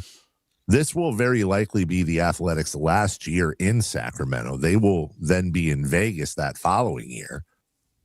And on top of that, you're going to have the first year, and again, this is just assuming it goes a year and not 2 and not 6 months. You're going to have expansion. I think they've been saying 2029 would be the kickoff for that. Now, I don't know if that, to be honest, and I don't know if you have clarity on this. Maybe the mayor does. Stupid question. I should know this. Are they saying they want the expansion team to start in 2029, or are they saying they're going to announce? I can't imagine they're going to take 3 years to announce it. Well, yeah, I don't know. I shouldn't even speculate, because I thought it was contingent a little bit also on the new, so if they get a new deal, then I think they kind of have the parameter set of what the sport's going to look like going forward, and then I think they can set those evaluation fee or expansion fees and all that. But yeah, I don't know the answer to that. Okay. Well, good thing with the mayor's coming on. We'll ask him that as well and get some clarity there. But you're on one hand, you as an owner coming in are going to have a different financial landscape that may be a good thing, that's going to have things sewn up a little better. But on the other hand, I can't help but think, number one, your history shows that when baseball has labor issues, it absolutely tanks the sport for a while, and they have to fight back. So you're going to be walking into that, number one. And then number two, let's just be honest, man, and looking, and we've talked about this before, when you look at Major League Baseball team salaries right now, and I'm all for this owner's proposal, I've said that, but the reality of the situation is $171 million as a floor means, and I'm just going to sort this by total payroll. You have 14 teams that are above 171, 15, including the Angels at 172. That leaves half the league, exactly half the league that's below that 171. And I don't think, by the way, that's a coincidence. But as you kind of alluded to earlier, Miami's going to have to spend almost $100 million more. As a matter of fact, there are two teams, Miami and Cleveland, that as of right now would have to more than double their payroll. The Athletics are at $94 million right now. That goes up to 172. That's an $80 million increase. That's damn near double. So if you're a new owner, let's just be honest, blue sky, Sacramento gets an expansion team. As the landscape is right now, they're in the bottom third of markets. They are your Minnesotas, Pittsburghs, Milwaukees,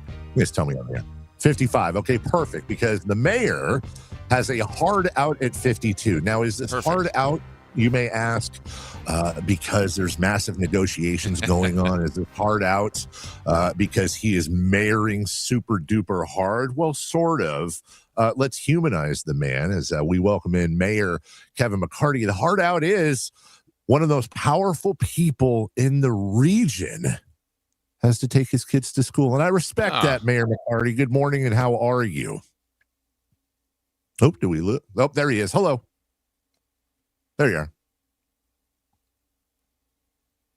I don't think we're hearing him at this point. Yeah, I see him talking. I don't see audio. We're not hearing you, Mayor. Any chance maybe you are muted? As we are, we're trying. He's got the headphones in phones, and let's see, mute. We don't have him muted, right, Anthony? We got him up because he's on the same thing that we had with Sam. Here, I'll get in touch with him. No, you'll get in touch with him. Maybe we'll do phone just to make sure we got to get this. We got to get this. We're down to 12. We're down to 12 minutes. Yes. We're down to 12 minutes. So yeah, Anthony, pot him down, take him off the video. There you go. Thank you. And we'll get him on the phone. Actually, Anthony, do you have the number? He doesn't have the number. Okay. You know what? Number one, just so you know, number one rated sports we'll show. get it sorted out. No worries. I know you probably have to send that info, right, Dave? Yeah, I'm going to send that to Anthony right now. Well, we'll have our questions here because yesterday was a big day, right? Obviously, we want to see what Sacramento, what the fight is, what they're hearing from Major League Baseball, what the feedback was from yesterday, because yesterday was the presentation. It landed. I think it landed well. But, what else? What were some of the other reactions they got, Dave? Because that was a big day, the big presentation. We knew it was coming. We knew most of the information, but there were some new nuggets that were dropped yesterday, which were good. No, Nuggets are in Denver, Jason. Oh, sorry. Yeah, there were. And Anthony is efforting the mayor right now. We'll have him in just seconds.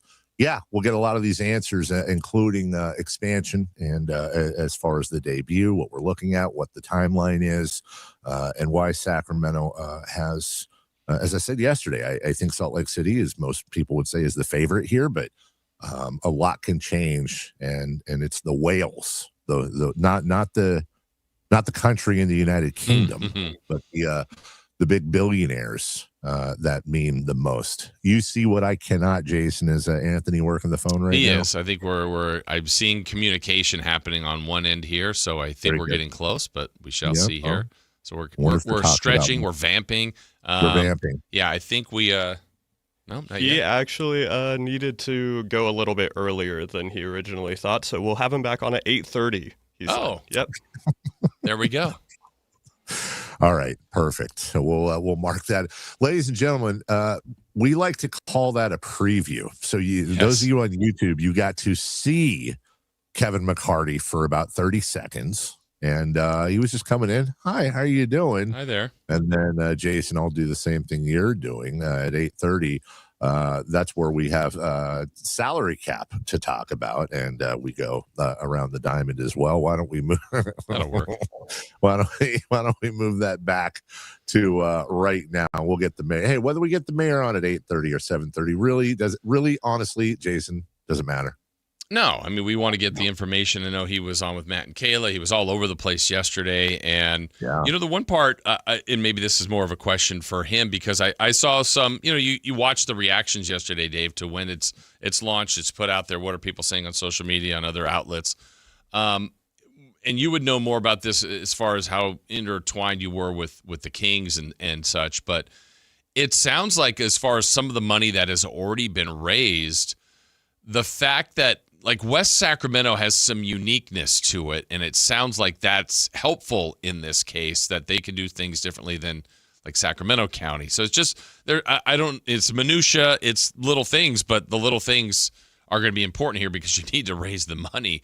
And it seems like part of some of West Sacramento's, I'm talking over my head here, but I know there were some interesting things that maybe because it's West Sacramento, it's actually helpful in this case. It is. It is. West Sacramento has some little tricks they can do that the city of Sacramento would not be able to do. And as you saw, and I don't have the exact breakdown in front of me, but you saw there are two separate Native American tribes that are each throwing in $250 million. That's $500 million. They've got about $1.5 billion now that they're sitting on for the stadium between land grants and all kinds of different stuff, tax districts that would be.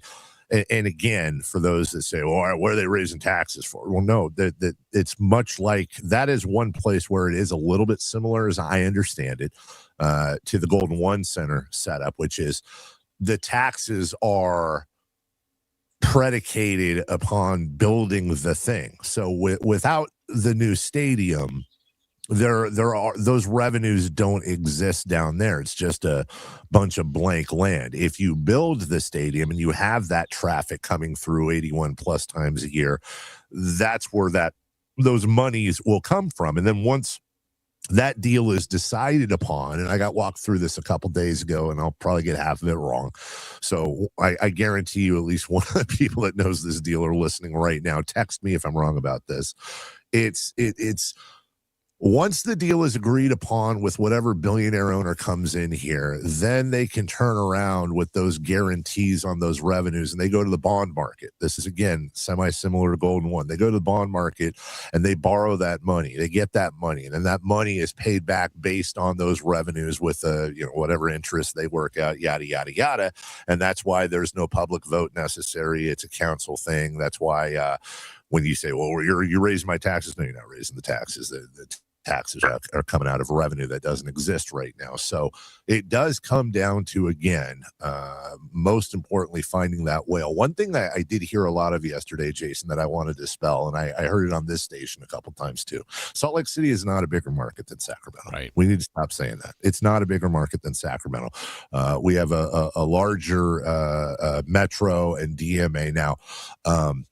That I don't want to get too in the weeds, but Salt Lake City would slightly be ahead of us if you look at what's called CMA, which is a combined metropolitan area that it counts. It deals with a lot of metropolitan and what's called micropolitan areas surrounding. But when you zoom out on both Sacramento and Salt Lake, and when I say zoom out, as I like to say, greater Sacramento, greater Salt Lake areas to where they would be drawing from, Sacramento is a bigger market. It is a bigger TV market as well. And I want to say one last thing, Jason.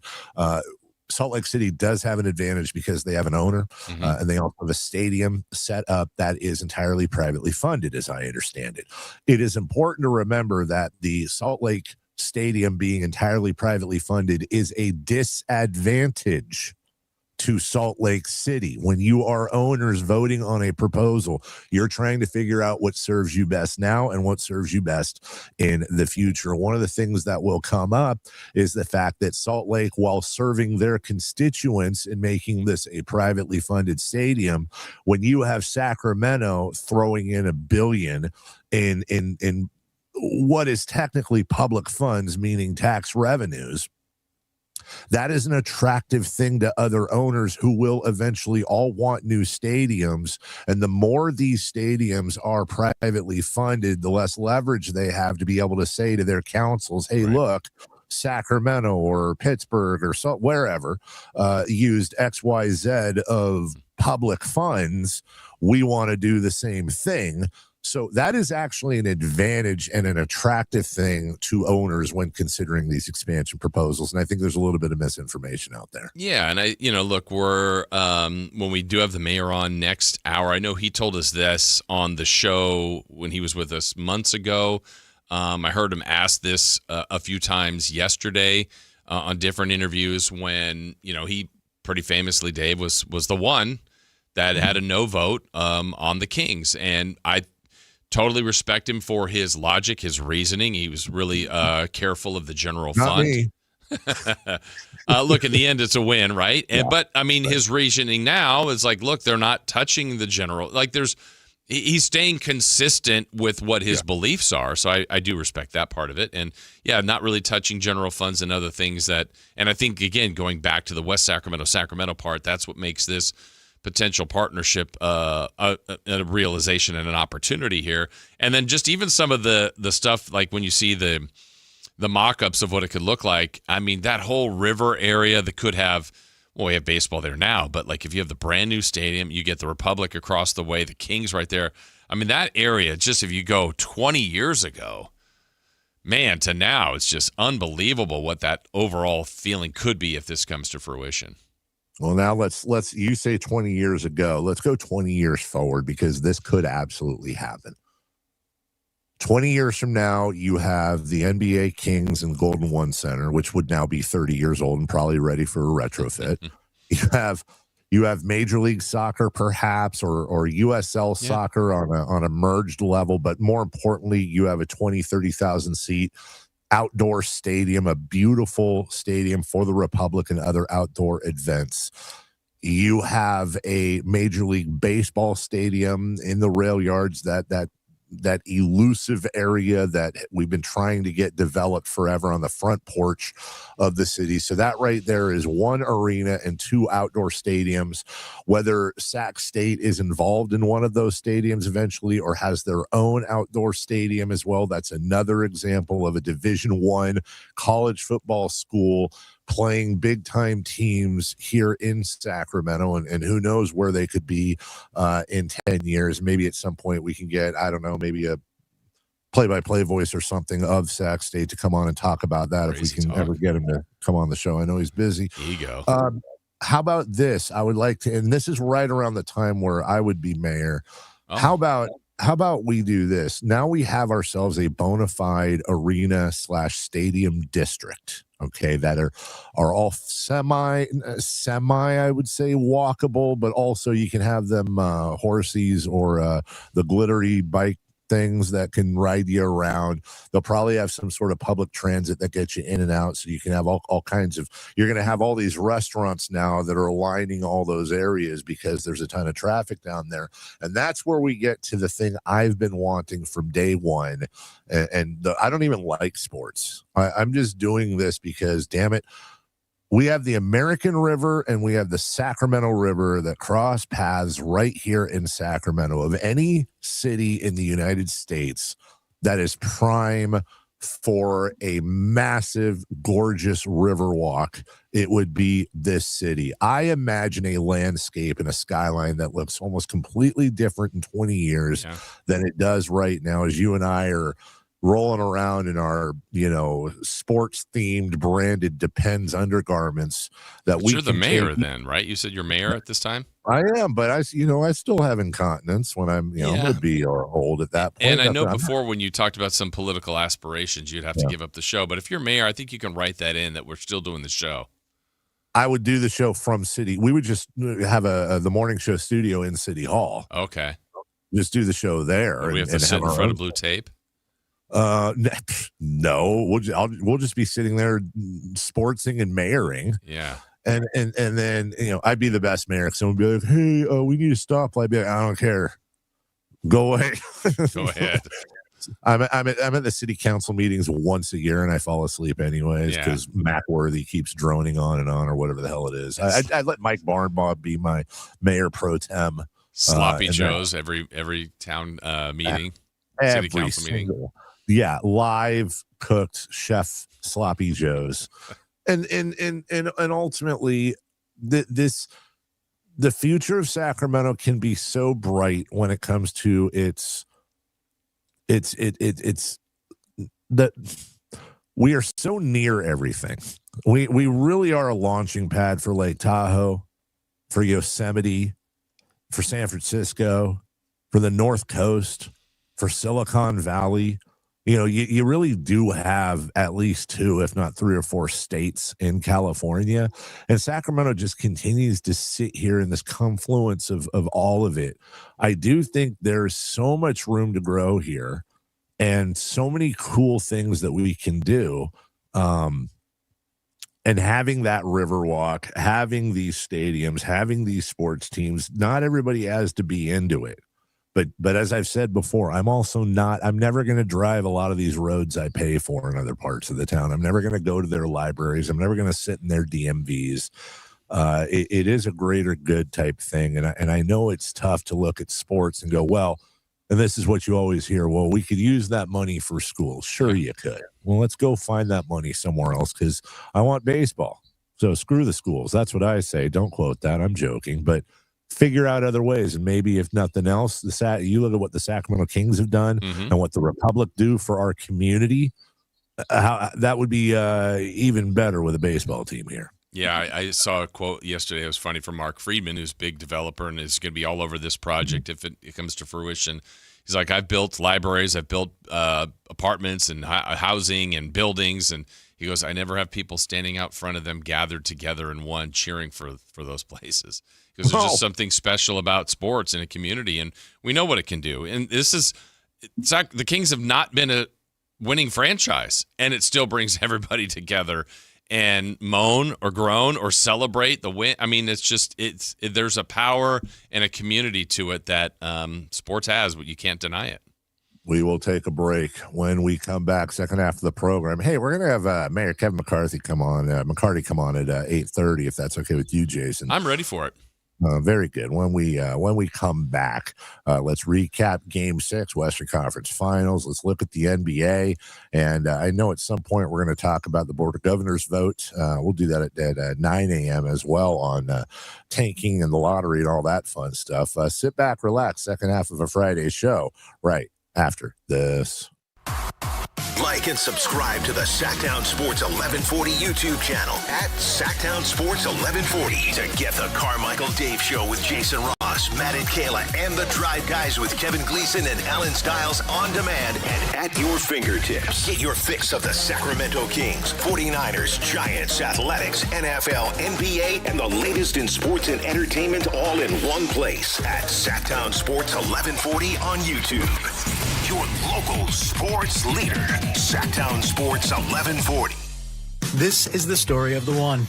As a safety manager at a manufacturing plant, he does everything he can to keep his coworkers safe.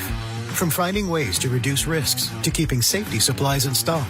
And for that, he relies on Grainger. Grainger offers a broad range of quality products and next-day delivery, so he can always play it safe. Call 1-800-GRAINGER, click Grainger.com, or just stop by. Grainger, for the ones who get it done. At Fisher Investments, we may seem like other money managers, but we're different. Are you really that different than the rest of us? We are. As a fiduciary, we always focus on what's best for our clients. What services do you offer besides investing? We have a team of specialists in financial planning, estate planning, and more. Your clients rely on you for all that? Yes, we ensure clients receive unparalleled service at every step of the relationship. Okay, but you still sell commission-based products, right? No, because we believe that's a conflict of interest. We prioritize service over sales goals. So, then how do your fees work? We have a simple and transparent fee that's a percentage of our clients' portfolios. So we do better when our clients do better. Wow, we're more different than I thought. At Fisher Investments, we're clearly different. Learn more at FisherInvestments.com. Investing in securities involves the risk of loss. Hi, I'm Adam Johnson here with Golf Fitness Solutions. If you want more distance, less pain, better mobility, and a body that holds up for 18 holes, come see us. We're expanding in Carmichael, and you're invited to our grand opening party on June 13th from noon to 4. Tour our new space, meet the team, try the simulator challenge, see if you can make a hole-in-one, and learn how golf-specific training, stretching, massage, and assessments can help your game. Call 916-802-5175 or visit us at golffitnesssolutions.com for more information. Patrick was way behind on his IRS taxes. I was in way over my head. The total amount ended up being somewhere just over $30,000. $30,000. Then the IRS came to collect. Started getting letter after letter. A lien had been filed against me. They were going to basically hang me completely out to dry. He had to do something. That's when I reached out to Optima Tax Relief. Patrick's life quickly got a lot easier. It was very easy, pretty much hands off. They picked up the ball and ran with it. And how'd it go? I I couldn't believe it. I had to ask like 2 or 3 times. I saved an incredible amount of money. How does Patrick feel about Optima? Couldn't be happier. They definitely helped me. Optima Tax Relief, the best place to call. They're the best in the business. Do what Patrick did and call Optima Tax Relief for a free consultation. Call 800-375-2922. 800-375-2922. 800-375-2922. Optima Tax Relief. Testimonial from an actual client. Some restrictions apply. For complete details, please visit OptimaTaxRelief.com. Is the crew on their way so we can fire up the grill? Cabrito, arrachera. They're gonna love it. Better go with birria and carne en su jugo. Classic Jalisco dishes with tradition. That seasoning is great, but Northern Mexican-style meat speaks for itself. Let's make both. Deal. And to boost the flavor, ice-cold Pepsi. Its sweetness pairs perfectly.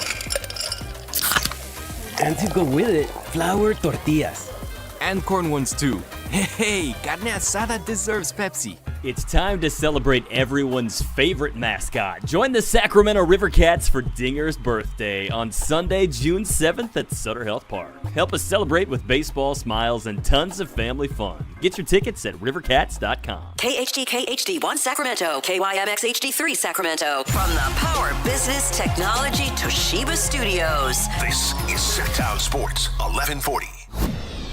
The Carmichael Dave Show. He's on the microphone when he's not on the microphone. He's playing a song, and when he's not playing a song, he's on the microphone, and then boom, with Jason Ross. No, he didn't. Yes, he did. Call or text at 916-339-1140. It's the Carmichael Dave Show with Jason Ross on Sactown Sports. Welcome back in. Second half of a Friday program. I do believe we'll have Matt and Ayla back in studio today. So celebrity birthdays and Friday fun and games will finish off the program starting at 9:30. Jason Ross, Anthony behind the glass.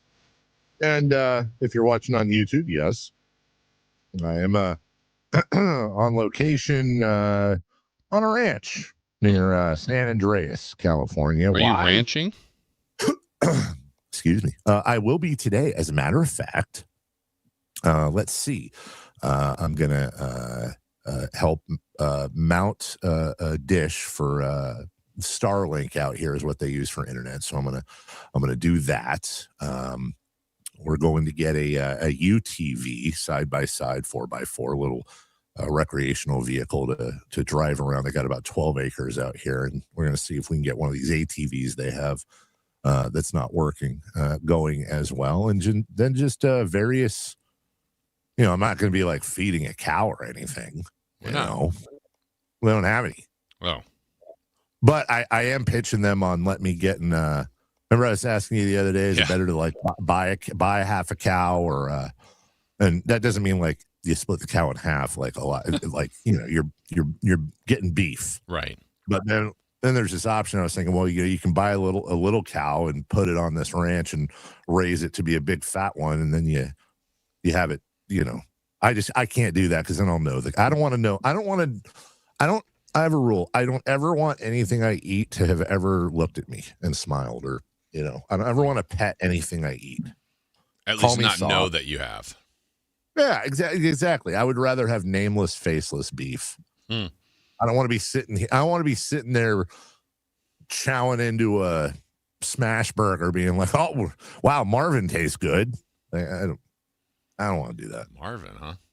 Well, I don't know. Doesn't Marvin sound like a cow? I know it's not a cow. What is it, a steer? But doesn't Marvin sound like what you'd name a steer? I think it'd be more like moving. No? I agree. Yeah. Moving? Yeah, moving. No. Moving. We're moving along on the on this player poll, by the way. Let me update you here. Earlier today, I said, based on what you know right now, which proposal do you favor in baseball, the owner's proposal or the player's counter? Jason, where do you think it's falling so far? Players 60-40. Anthony? I think it's around there too. Maybe more players. 70-30. So you're both saying that the poll would reflect that the voters are siding with the players without even knowing what they're voting for. Yeah, 100%. Yeah. 80% of respondents are siding with the owners, and I will tell you, the only thing that surprises me is I thought it would be around 70 for the owners. Absolutely. I just didn't think people would. Are there any comments on it? Yeah, just the one that said players. Okay. Yeah, I didn't think that people would know the proposal either, and they'd just blindly be like, players. Yeah. Let them get their money. I think that's going to happen. I think by the time I get the final results tomorrow, I think that'll be part of it. But I think people hear salary cap and they don't care if, and by the way, I would also say of the whatever ends up voting for the player side of the proposal, I'll have no way of knowing this. But I would also bet that 80% of those siding with the players' proposal will also be Dodger, Yankee, Met, big market fans. But I mean, I think just the general thought of like when people say, "Oh, I'd rather go get your money. It's an opportunity. You should get your money." I think they're going to get as much, if not more, money in the owner's proposal. Like I said, the teams that would have to come down with, in general, we're looking at about roughly $282 million. The amount of money that would have to be raised to go up for more player money would be $864 for the teams below the floor. That's what we need to start seeing the numbers. And of course, everyone's going to try to skew their numbers. Everyone's going to try to, do whatever. But I think the wrong way to look at it is that fans are siding with owners, even though they are. Think of this as like we're in a, or I don't want to use war, damn it. It's just a situation where, as a fan, I got no love for the owners. I respect the fact that you need to have the business side and the player side, but I'm not just as you were talking about, nobody's lining up to see a building built, right, and go, yay. I'm not going to, watching baseball games hoping I see, when I was growing up, I wasn't sitting there going, man, I really hope Marge Schott signs that player, or, oh, wow, look at the new deck in on the concourse. I'm not rooting for the owners. My thought is, as a baseball fan, I'm rooting for what's going to be best for the fans. Also, I would also like to take this moment to further stress, as I have most of my adult life, wouldn't it be nice if we lived in a world where you had at the table, you had the owners sitting there with their proposal, you had the players and the Players Association sitting there with their proposal, and then you had the fans union sitting at the table with their proposal, looking at both of them with middle fingers directed at each of them and saying, look, you guys are both generationally rich. Meanwhile, when you look at the increase in revenue for baseball and the increase in revenue for the players, now let's look at the increase in tickets and concessions and parking from 1980 to 90 to 2000 and on and on and on. You can argue all day long, owner, player, player, owner, but there is one truth in this whole thing, and that is it's the fans that are ultimately, this is how the owners are getting richer. This is how the players are getting $500 million contracts. It's on the back of Joe and Jane Q Public that are trying to take their kids to a game, and yet somehow it's working. The market dictates, and people are still buying those beers. They're paying that parking. They're buying those season tickets. So far be it from me to say the prices are too high, because they're paying. People are paying them. But it sure would be nice if the fans had a say in this whole thing. I agree. Dave, I am sending you a text right now. Let me know when you've received it. It's going to be a little bit of a blurry picture, but it was a request you asked of earlier in the show. And it just went through. Okay, I will wait for it. I have a feeling I know what this is. Can you make it out? Because it's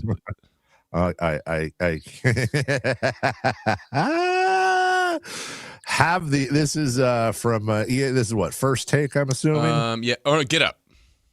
Get Up. Oh, I thought you were asking me. I got you. Get Up. This is Get Up. This is this is a funny looking digitized kind of funny. I'm going to show that. Here's Brian Windhorst, and his face is a little pixelated, but underneath there it is, as we predicted almost verbatim in the 6 a.m. hour. Have the Spurs figured out the formula to slow Shai Gilgeous-Alexander? And I believe yesterday, Jason, wasn't it? Have the Thunder figured out how to slow Victor Wembanyama? Yeah, and then the one before was have the Spurs figured out SGA because they won Game 4. So it's 3 straight days of flip-flopping on this. Oh, boy, you got to love that. Now it's what must Shai Gilgeous-Alexander prove in Game 7? 40% field goal or worse in 4 straight games for the first time since 21-22. Mm-hmm. I mean, the 2-time MVP with a ring has so much to prove. Have they figured it out? And then whoever wins game, if the Spurs win Game 7, it'll be they figured out how to shut down SGA and vice versa. Will the Thunder ever win another title? Right. 441140 is your text line from the 510. So we're right there in the Bay Area. Kings are supported by fans, but they get no high-profile free agents and can't keep the stars they have. Why would baseball be any better? The Sacramento mayor, Kevin McCarty, who will join us in 20 minutes, was on with our friend Brody Brazil, expressed hope with ownership's new proposal, Sacramento would be able to compete. Where have we heard that word before? The Fisher family and the Giants spent a lot of time and effort to get rid of the A's in Oakland. They don't want competition. Oh, I see what you're saying. Yeah. So, well, first off, John Fisher will be in Las Vegas with his team. Mm-hmm. So that's not competition. I want to say something that I think is important to understand when it comes to the Giants. And I said this again yesterday. I want to keep reiterating this. Now, I believe the Giants would be a no. And that's one vote. Yeah. However, there is a case that I imagine will be made to the Giants that, hey, if there is a team that is put in Sacramento, yes, Sacramento has historically been a Giants town. That is true. Probably a 60-40, 70-30 split based on the numbers we see, Giants to A's, over the years. And obviously that fluctuates based on which team is better, but it's generally around 6 to 7 out of 10 baseball fans of one of the two have been Giants fans here in town. Ratings reflect that. Viewership reflects that, on and on and on. But if you were to put an expansion team in Sacramento, though that would kick a little bit of a leg out from the Giants, in theory, mm-hmm. It also guarantees that there will never again, or at least not unless the Sacramento team folded or moved, they're not going to put another team in the Bay Area if you have a team in Sacramento. That just will not happen. That you can absolutely take to the bank. So there is an argument that the Giants would look at that and say, okay, we're going to lose a few of our fans who are going to be Sacramentans just going to the game in Sacramento, but we're never going to have to worry about any possibility of Oakland ever getting a team back. We're not going to have a Seattle situation where, they moved to Oklahoma City, and then now they're on the verge of expansion, which I'm sure Portland isn't incredibly happy about, even though that's, a little bit longer. And as far as the first part of that text and what the mayor said on Brody Brazil, I think the mayor's right. Look, first off, the NBA structure with players anyways is far different than baseball. In baseball, you've got a pitcher and you've got 8 other players on the diamond. You have these 25-man rosters. Your best hitter is going to come to the plate an average of 4 times a game. Whereas in basketball, one player can make such a huge difference in how a team wins and how it goes. You can be led by a superstar in the NBA a lot further than you can just look at the Angels. Imagine if the Angels were a basketball team and they had Mike Trout and they had Shohei Ohtani in their primes. They're in the NBA Finals every year. I'm just talking apples to apples. That's not the case because you only see them 4 times each game each. And on top of that, even if you're a pitcher, okay, cool. You see a pitcher, best pitcher in the league. You see that pitcher once every 4 or 5 games. So it is a little bit of apples to oranges when it comes to that. And if you have a salary floor that now all of a sudden a lot of these lower payroll teams are doubling around what they're paying right now, you're not going to keep every free agent. The Yankees and Mets and Dodgers are still going to get a lot of who they want, but it's going to be a hell of a lot more competitive now or then than it would be now, Jason. And building a great baseball organization, so much of it is your minor league system. And not all of it, but that's a huge factor in how you draft, how you grow your, from A ball to AA, AAA, and all the way down the line. And then those are assets. So if you've drafted well and you've got great prospects, a lot of times you get them through your system, bring them up, and then they're lifelong members of your team. But also you can move those players for other opportunities. Free agency is a factor in baseball, but I really feel like it's more the trading and drafting and developing is probably more how baseball teams are truly built to greatness. Well, and to your point as well, let's also remember the NBA, you get a prospect and they're playing that year. In baseball, almost inevitably, you get a prospect and it's 3 to 4 years before you're seeing them contribute. Last thing on that, too, another text from the 530. Can you please talk about the Giants being able to have territorial rights in Sacramento? I don't believe they can. You're absolutely right. We've talked about that before. The Giants have territorial rights in San Jose and in that area, that little oval. They have no territorial rights in Sacramento. That will not be a situation that the Giants cannot by themselves block expansion in Sacramento. They can vote against it, but they cannot block it. Right. And we all think they would vote against it, but we'll see. You never know. It depends on how the final pitch and what ownership looks like if Sacramento truly does get that whale and if that's truly a benefit for Major League Baseball. A whale of a game last night for the San Antonio Spurs, Jason Ross, is we're going to go to a 7th game. I know you've got some audio I'm sure you want to play, but let me just say, they do say game 7 is the best thing in sports, as we said earlier. And my goodness, the question we've been asking all along is this the NBA Finals? It's not. It's the Western Conference Finals. But I personally, and I totally get it if somebody disagrees, I do think that these are the 2 best teams in the NBA. And by the way, record-wise, you certainly have that argument. But the fact that the Knicks are not only the hottest team in the sport, are not only a good team, but also the fact that the Knicks are going to be sitting and relaxing for over a week before we get to game 1 of the finals next week. And the worst case scenario for whether it's OKC or San Antonio, they are beaten up, they are bruised, they have guys that are either not playing or barely playing or limping around. You still have another game to go, which should be the most intense, or definitely will be an intense game, maybe not the best game of this series. I still think the winner comes out of the Western Conference, but the Knicks have a real chance here because, A, they're good, and then whatever delta is between them and the Spurs, or especially the Thunder in this case, I think that's going to get a little more evened out by the wear and tear. Yeah, the Knicks, the only news we really have on them is Mitchell Robinson having surgery, had an injury to his pinky, but he's planning on playing in the finals, so that's good for them. And meanwhile, we know that Fox isn't 100%, though he's playing. Jalen Williams just came back yesterday, played a little bit off the bench. He's not 100%. And you don't know what can happen in Game 7. So, I mean, I think the Western Conference winner will be the favorite, but, I mean, there's nobody hotter than the Knicks. The Knicks should be confident. The Knicks have played each of those teams well. But, yeah, I think just kind of the logical thought is that the West winner will win it. But I don't know if it's that simple. But I'm glad we got a Game 7 because that's going to be awesome. And here's how it finished last night. And there will be a Game 7 in the Western Conference Finals.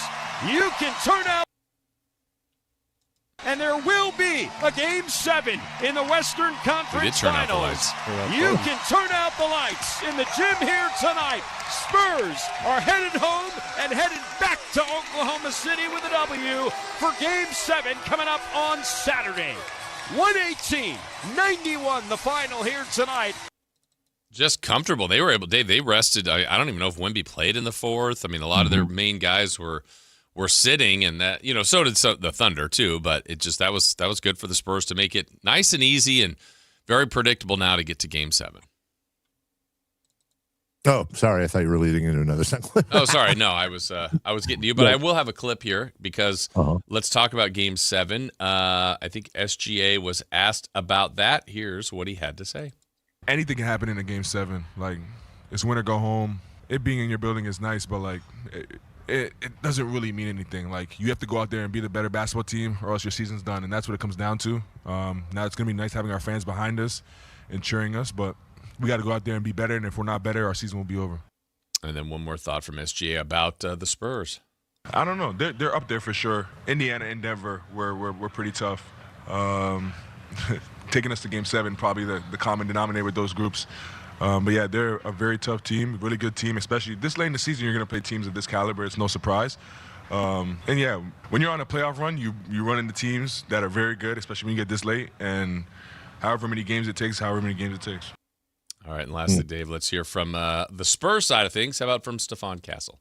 As a group, we all want this. It's right there in front of us. And, we feel like collectively that we're better than this team. And, we didn't want to let our fans down on our home court either. So coming out here with a chance to go back in OKC and play Game 7, I feel like that's all the motivation you need.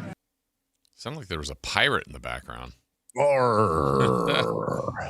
Yeah, no, look, they're all saying the things. They're all saying the right things, and anything can happen in a Game 7. You'd rather be at home than on the road, of course, but both of these teams have taken road games, and really, I think those are the best series, regardless of the sport, is when ultimately playing at home may make a slight difference in the margins, but I have no trouble thinking the Spurs can win in Oklahoma City, and I certainly have no trouble thinking Oklahoma City could win in San Antonio. I don't think there's really a home court advantage here. I think it's just going to come down to not really even necessarily who has the better team. It's going to be who has the better night that night. I will bring up every time this happens, I will say the same statement, and I think I'll say it until the end of time. I would rather have Game 7 at home. That's an obvious statement. But as Kings fans, we have seen this team, the Sacramento Kings, and I know it's not the Spurs or the Thunder, lose a couple of Game 7s at home. The most painful one, obviously, against the Lakers in 2002, but just a couple years ago, Game 7 where Steph scored 50. You'd rather be at home. The energy is incredible. Everybody's in. Everybody's all in. But there's also a tension that the other team at some point, Dave, will make a run or make play. I mean, they're good. The other team you're playing is obviously capable of beating you. And that tension is real in the building, and the fans can't help it. That's their natural feeling. They just want it to be easy. Let's win by 30. Let's have a party, celebrate. That's ideal. It doesn't always go that way. And all of a sudden, Carmichael Dave's going to the line. He's a 90. He's missed 2 free throws all season, and you miss one.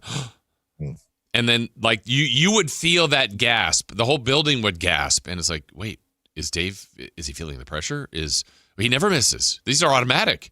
And then the second one, you're going to have a feeling it's going to feel different. You might make it. You probably will. But it's like there's a tension is the only other way I could say it. Again, I'd rather be at home. The crowd doesn't turn on you. That's not what I'm saying. It's a force. There's something in there that, like when Steph was cooking in that Game 7, it's like, oh my gosh, they can't stop him. And then the reality starts to sink in. You're like, we're here. It's 8. Can they do it? And then you get that defeated feeling. So it's, again, rather be at home, but it doesn't turn on you, but that's a real feeling when when the other team's beating you and you don't feel like you can win. Well, there's no better example, and I'm really, really, really leaning on old school King. I think this is actually even before your time. Jason Ross. I'll take you back to the second year that the Sacramento Kings were in Sacramento. It was 105-100. That was your final score. Kings versus Celtics. This was, remember, the 85-86. So this was February 11th. This is the first year, actually, the Kings were in Sacramento. February 11th, 1986. I believe that was the year the Celtics were so good that I think that was the year they were 40-1 at home. And the Kings won 105-100. And a big reason they won was late in the fourth quarter. A guy some of you kids may not remember. His name was Lawrence Bird. Was at the free throw line shooting 2. Now, you want to talk about automatics at the line, not to mention automatics under pressure. Larry Bird was that guy. And he missed the first. The crowd was going crazy, trying to shake him, trying to get in his head. This title-tested player, one of the best in basketball history.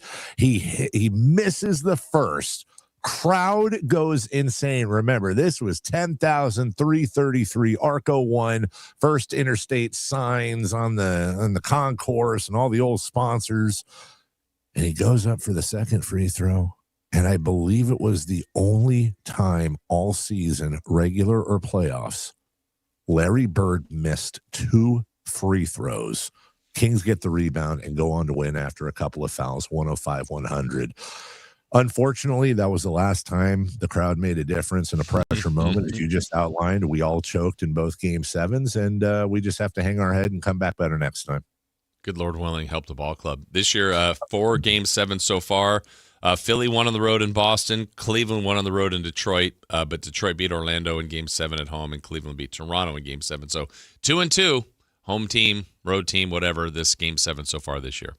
Well, I can tell you this. After the next game between the Thunder and the Spurs, one of those is going to be up 3-2. Well, yeah. Game 8, though. Oh, good point right there. Maybe it goes to overtime. We'll take a break. When we come back, the mayor, Kevin McCarty, I think, joins us right after this. After branding the Sacramento Kings rebuild model as the 916 Knicks, is Alan Stiles drawing even more comparisons to the Big Apple? By the way, somebody on the text line said, Alan kind of sounds like Cat. Don't get blocked. It's too late in the show. 916, don't get blocked. I don't sound like no Karl Anthony Towns. Which voice? Because he's got a couple different ones. That's right. Come on, 916. Don't play me like that. Your exclusive home for Kings basketball. Sactown Sports 1140.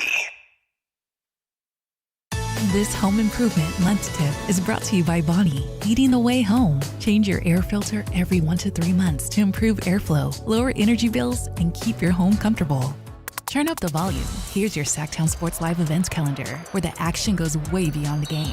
Starting things off June 5th, don't miss a legend, Ringo Starr and his all-star band, live at Thunder Valley Casino Resort. Then it's time for summer fun. The El Dorado County Fair runs June 18th through the 21st, packed with rides, live music, great food, and nonstop entertainment. On June 20th, turn it up with the rock favorites, Night Ranger at Hard Rock Live Sacramento. June 26th, another icon hits the stage, John Fogerty at Thunder Valley Casino Resort. Laugh it up July 18th with comedian Gary Owen at Hard Rock Live Sacramento. Then August 16th, country superstar Kane Brown takes over Ironstone Amphitheater. September 11th, slow it down with the soulful sounds of Anthony Hamilton at Hard Rock Live Sacramento. And on October 2nd, rock legends Leonard Skinner brings the classic to Ironstone Amphitheater. Concerts, comedy, legends, all in one place. The Sactown Sports Live events calendar. More details at sactownsports.com.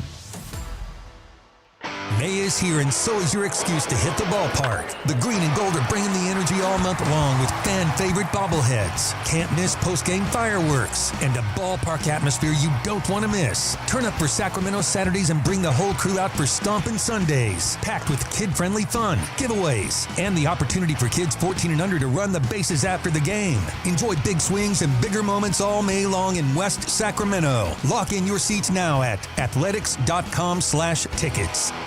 Hey, it's Carmichael Dave. I'm talking to Chad Hoblet of Hoblet Dodge Chrysler Jeep Ram. Chad, what's going on for the Memorial Day sales event? Right now, you can save up to $14,000 off MSRP on new 2026 Ram 2500 and 3500 heavy duties. And with over 500 new Rams available, you won't find a better selection of new Rams in California. Oh, is that it? Not even close. Not only can you save up to $14,000 off MSRP and get 5.9% APR financing for 84 months, you also get no payments for 90 days on select inventory. That's thousands in combined savings on California's best priced heavy-duty trucks. Search, select, and save through their whole inventory at HobletDodge.com. Unbeatable prices, unbeatable selection. Nobody beats Hoblet, period. 14,000 total net savings on select new 2026 Ram 2500 Laramie after $1,500 factory incentive and $10,500 dealer discount. Incentives include $500 on the job upfit for eligible upfit, $1,000 business owner bonus with proof of business ownership, and $1,000 trade-in assistance on eligible vehicles. 5.9% APR for 84 months equals $1,459 per thousand borrowed. No payment for 90 days on approved credit. Interest accrues from date of purchase. Must finance through SFS for qualified buyers. 5 of this net savings. See dealer for details.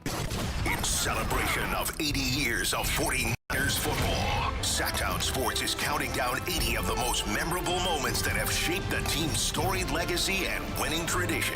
Here's today's faithful flashback. Number 72, Quarterback Shuffle, the 2022 NFC title game. A conference championship game has so much hype, all knowing that each team is just one win away from the Super Bowl. After an opening score for the home team, the Philadelphia Eagles led 7-0, and the 49ers were ready to launch their counterattack. On their sixth play from scrimmage, Brock Purdy was sacked, and not only was it a turnover, but more importantly, Purdy was knocked out of the game. Backup quarterback Josh Johnson came in and was knocked out with a concussion. Hopes were dimming and options were limited, so Mr. Everything, Christian McCaffrey, was forced to play quarterback. It showed CMC's willingness to do anything, but on this day, it was not enough. Faithful flashbacks on Sactown Sports 1140.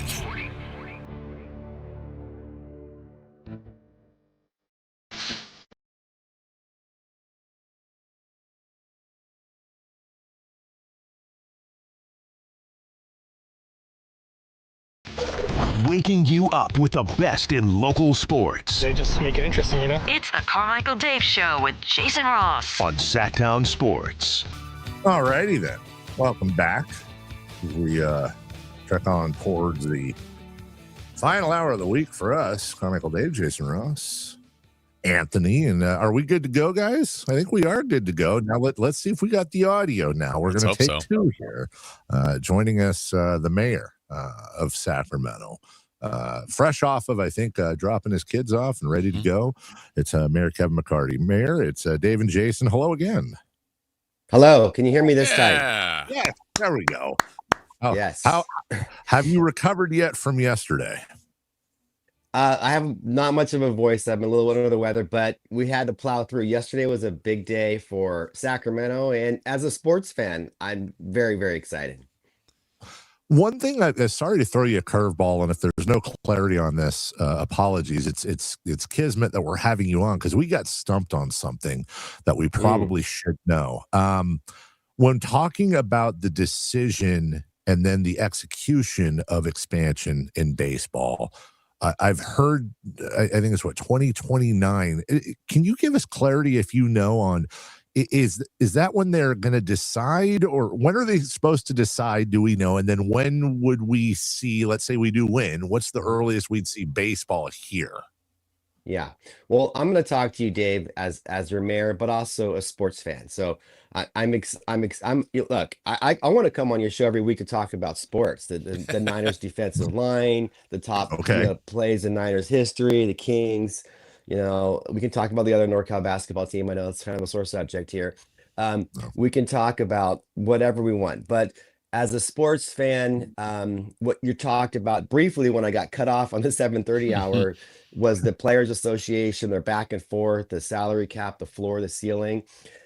That all relates to this question here. So after the collective bargaining agreement ends this year, they're going to negotiate. And we believe as part of that, expansion is going to be on the table to focus on these two new cities. And the commissioner has stated so far that by the time that he leaves the term in 2029, he would like to have these two teams selected. That's what they've said publicly. So there's no application to cities, nothing up on the website yet.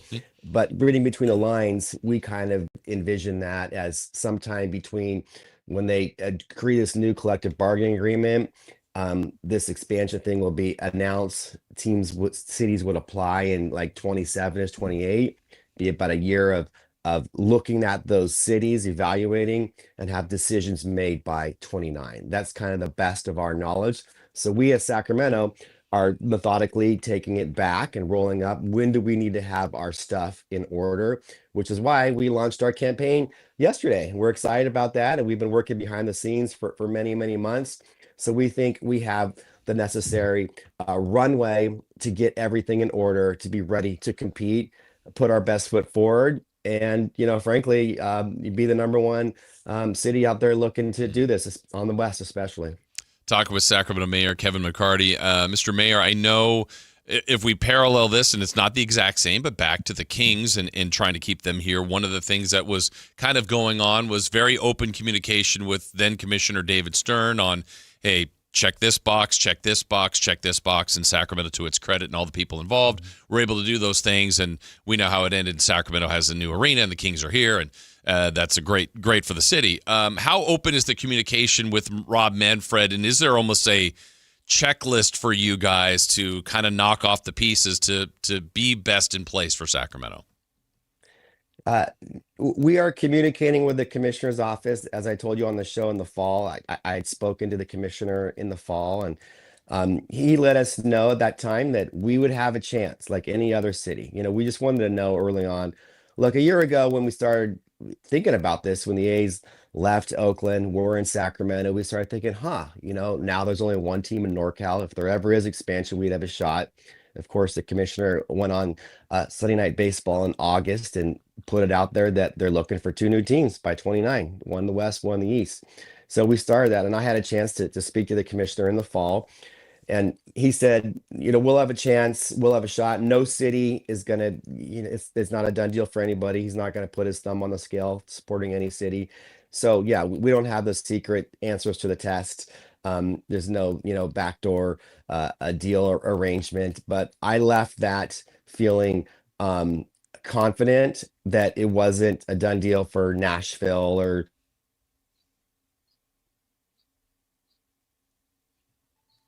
We lost them. Uh-oh.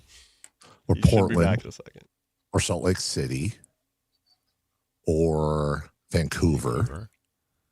Or Orlando. What's not a done deal for any of them, I think, is what the mayor was telling us, is we'll effort that connection back, as Mayor McCarty joined us for a second there. We had him for a good couple minutes there, Jason. We did. And now I think one of the things I think we need to do is work on Wi-Fi expansion. In that. Okay, so one of the things we got clarity on was, and again, we probably should have known this. You're by that timeline then, and things could change. You're probably looking at first pitch somewhere in the early. Hey, how about this, Jason? Somewhere in the early 2030s. Whoa! Doesn't that seem weird to even say? Oh, I think he's back. Okay, is he back? All right, we'll bring him back in. We finished your sentence, Mr. Mayor. It was also Vancouver. You mentioned Nashville, Orlando, Portland, and some of these other cities as well. You there? You hear us okay, bud? I don't think so. Maybe we'll have to do phone. I don't know. We might have to. Yeah, we'll get him on the phone. Yeah, we'll get him on the phone. Get him on the phone. Okay. All right. That's fine. By the way, just real quick, guys. Can you hear my background? I heard a bird earlier. Okay, hold on. I'm not going to say anything. I'm just going to turn my mic all the way up. Okay. And we'll see if you can get this. I'm not hearing it. You're not hearing anything? My God, whatever the ranch is next door to the ranch I'm on, I don't know.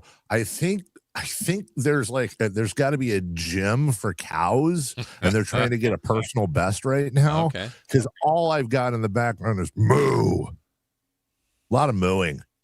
A lot going on. I'm moo vamping while it's leg day.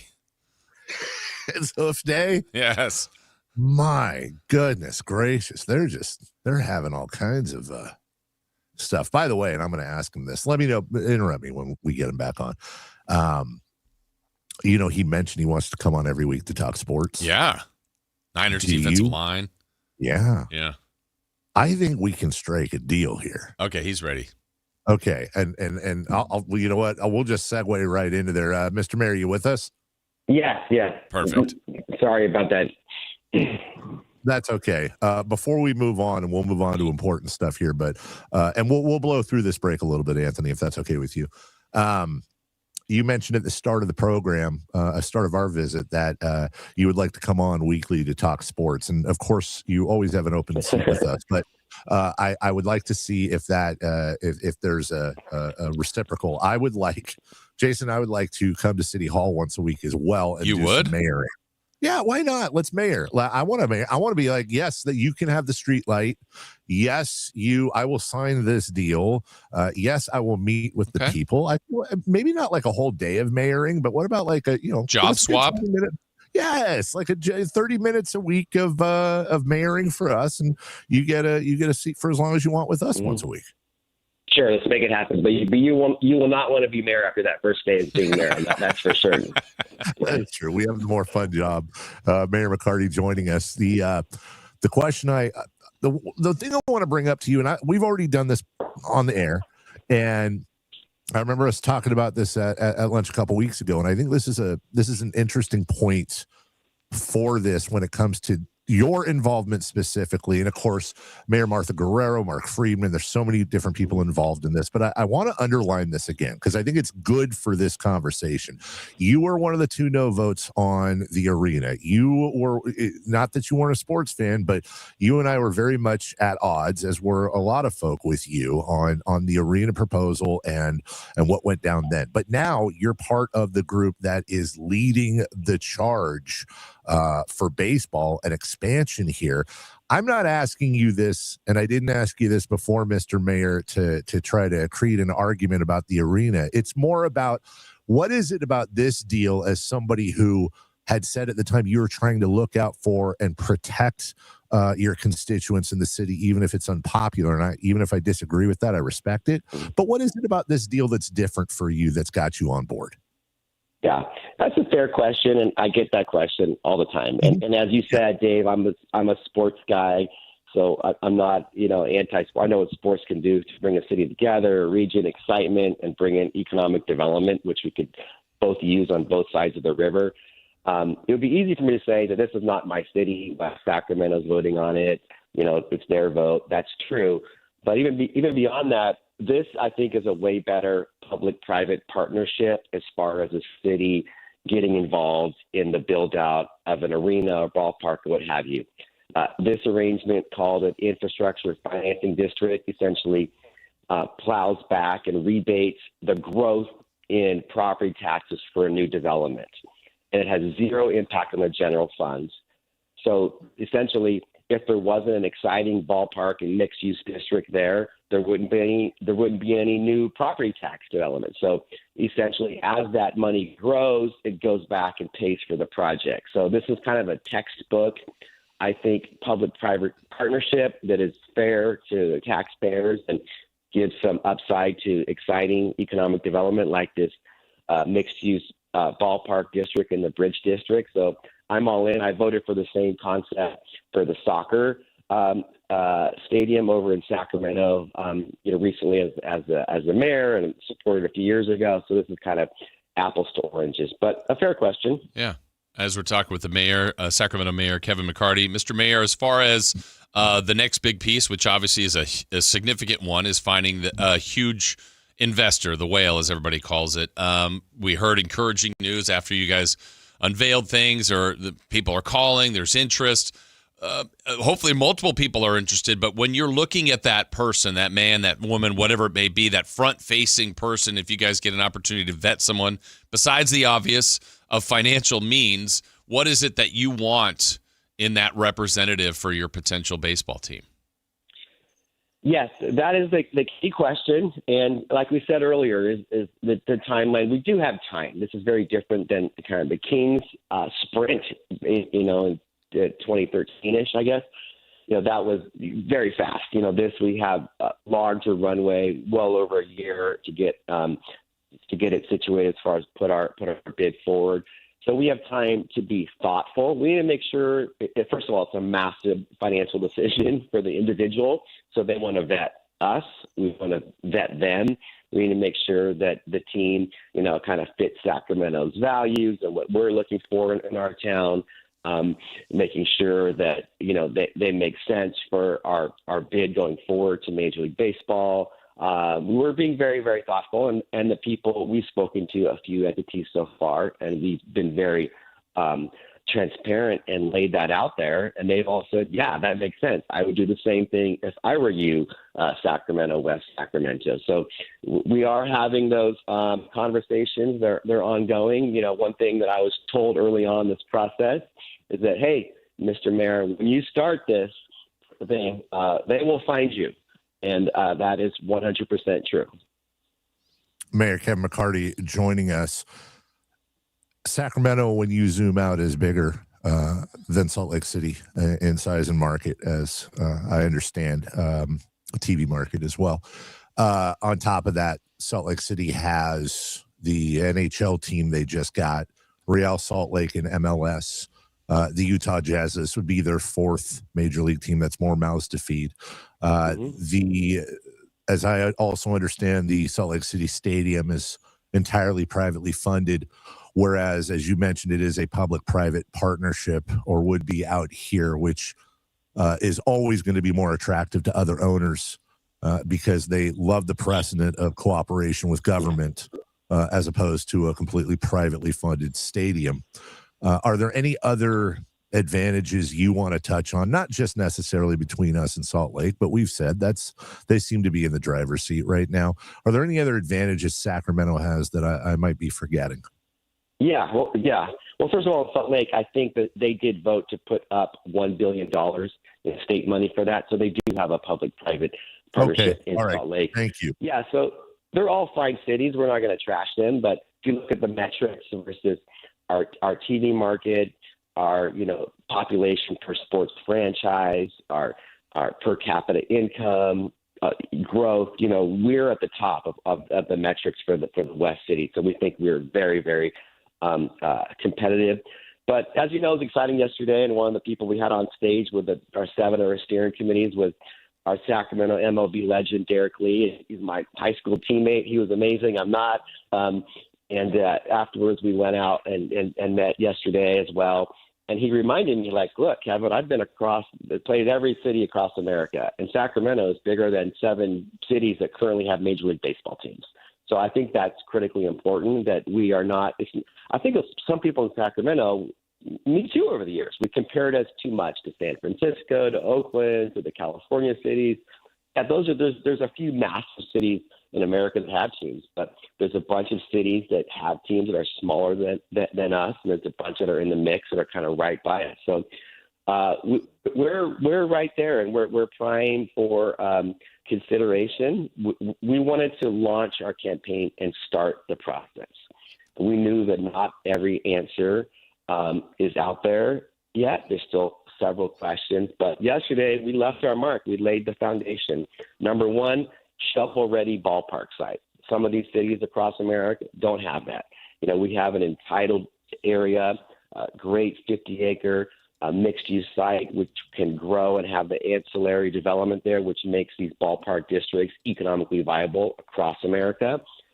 We've had it. Look, it's already entitled, of course, because there's been a ballpark there this is our 27th year of the Rivercast, and so.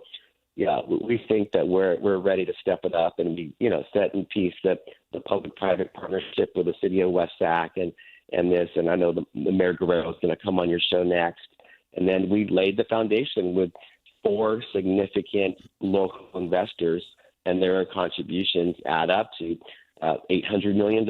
So that's a significant foundation to build upon. One last one from me, Mr. Mayor, as far as, like a day like yesterday reminds me, I think, of what Sacramento was so good at. I mean, just gathering together, rallying together amongst a cause. But that's a lot of people that are in power, like yourself, or have financial wherewithals. How about our community, people in Rockland, Elk Grove, Sacramento County? They all feel like they want to do something. What would you tell the people of the city? There's a runway here, but what could they do, if anything, to kind of help the cause?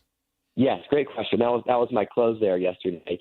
A lot of people have asked me, including my friends, hey, Kevin, is this legit? Do we have a shot? And my honest answer is yes, 100%. We are not just in the mix.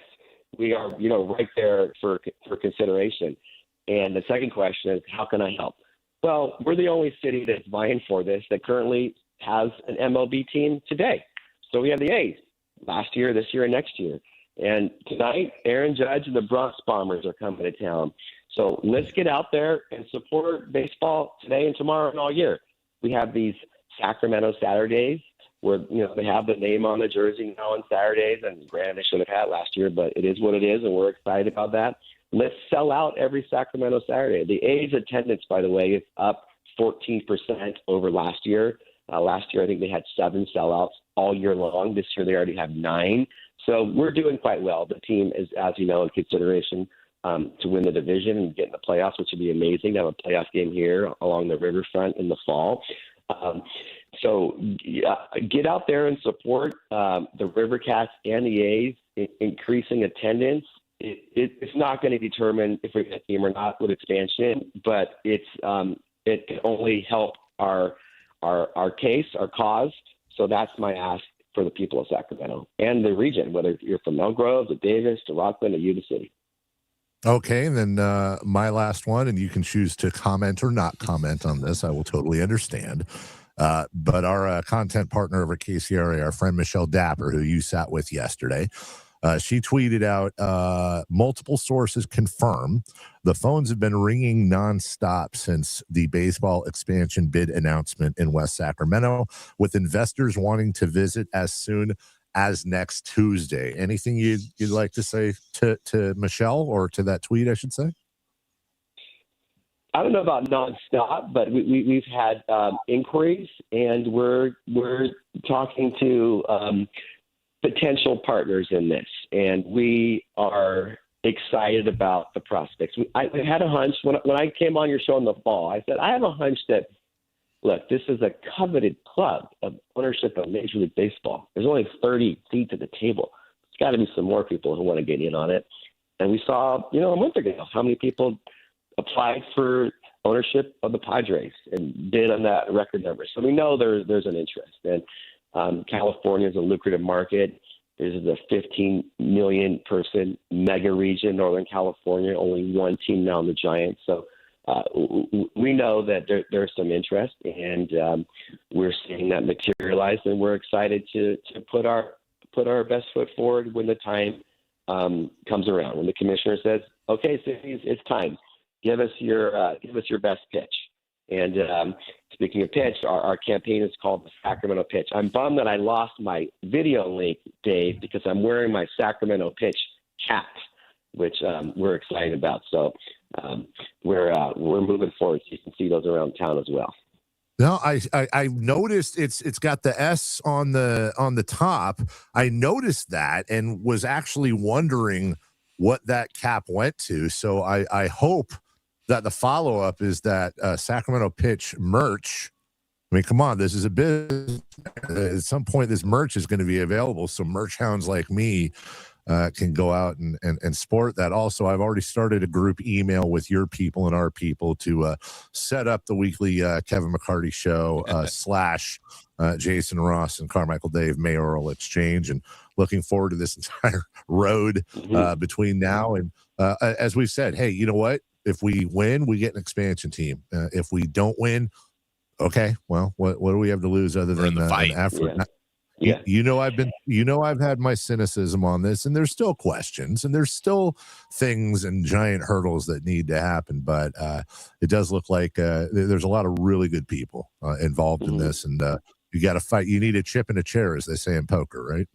Yeah, and you know what? I think about that, Dave and Jason. In our lifetime, there's been one window where they expanded in the 90s. In 93 with the Marlins and Rockies, and then in 98 with Diamondbacks and the Rays. So this doesn't come along very often. And some of the other cities have had their campaigns for years when expansion comes up. So, when the window opens, you need to be ready to jump through. So, that's why we're so excited right now. And, And, like, why are you doing this? Because it's happening right now. And it just happens that we have baseball here in Sacramento these couple of years by coincidence. And I think it just makes the imagination of fans even more excited. We're like, oh my God, I'm going to go see Aaron Judge and Stanton and, Cruz tonight for Yankees. And then this could be here forever. So it's right here today. And this is our opportunity. And it may not come around for 20, 30 years. Imagine if we had a time machine 12 years ago at City Hall and someone came up to you and I and said, hey, over a decade from now, Dave's going to be cynical about the future of a sport in Sacramento, and McCarty's going to be pitching him on why it could happen. Yeah, that's right. Funny, that's why you never burn bridges. That's true. That is correct. And I will forever remember the day that I saw you pulling your garbage cans down onto the curb, and you and I had a nice conversation at the curb. I think you might remember that too. And here we are years later, and look at you guys, man. Hopefully this whole thing works out. We appreciate you. We're excited. And I guess some of the fans are like, I don't want to get my heart broken. And is this for real? Yeah. There's a chance that we may not get it, but you miss, speaking of sports analogy, what's the saying? You miss 100% shots you don't take. Right. And so we are taking our shot. We're swinging, as I said yesterday. Who's ready to step up to the plate? Who's ready to swing for the fences? Sacramento is. And I know Miracle Baldwin, he talked about us yesterday in the social media. He started this, 30 years ago, bringing this ballpark here, and that was the dream then. Just like Denver and Phoenix had. They had AAA teams. I thought one day they could parlay that AAA team and a successful franchise into MLB. They did. That's what we're doing now. And so, there's a chance that it can be other cities, but we are 100% in the mix. The sports world and the finance world took notice yesterday that we're not just a website. We have a shovel-ready site, a great plan there, a partnership with West Sac and the City of Sacramento. The City of Sacramento certainly has our infrastructure, parking. We can do a lot of stuff in programming on our side of the river.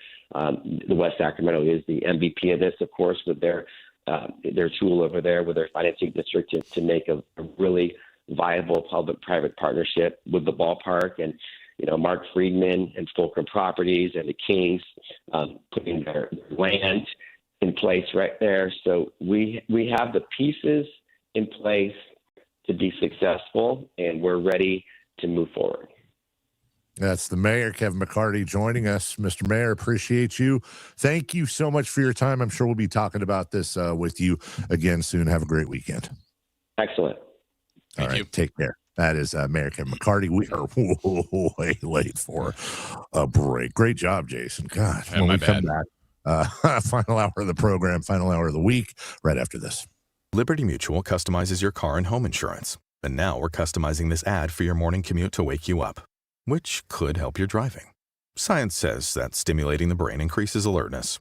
So here's a pop quiz. How many months have 28 days? What gets wetter as it dries? What has keys but can't open locks? If you don't want to hear the answers, turn off this Liberty Mutual ad now. 12 months, a towel, piano. Enjoy being fully alert. Liberty, liberty, liberty, liberty. At University of Maryland Global Campus, we know you're no stranger to setting big goals, whether in school, at work, or in life. And you're ready for more. At UMGC, we offer the skills-based education you need to move your career forward. Learn how to apply AI, data science, and other emerging tech. Plus, gain skills in leadership and critical thinking. You've come far. Succeed again. No application fee if you apply by June 1st. Learn more at umgc.edu. Certified to operate in Virginia by Chev.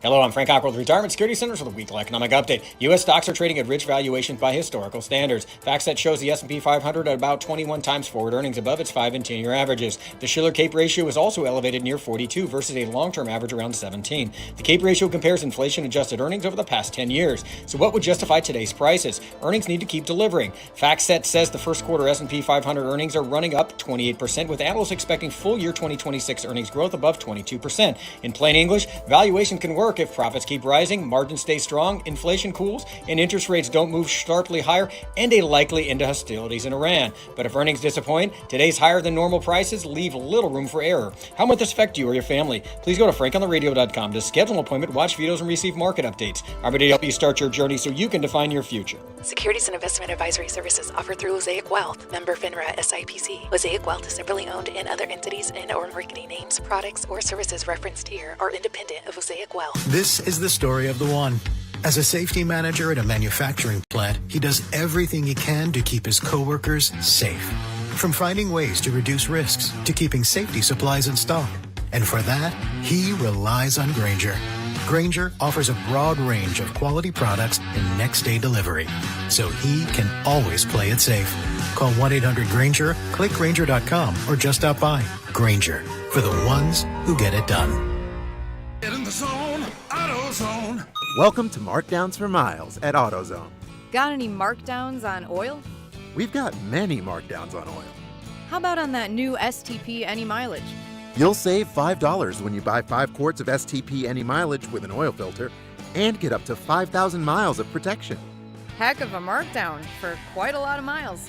At AutoZone. Get in the zone, AutoZone. Restrictions apply.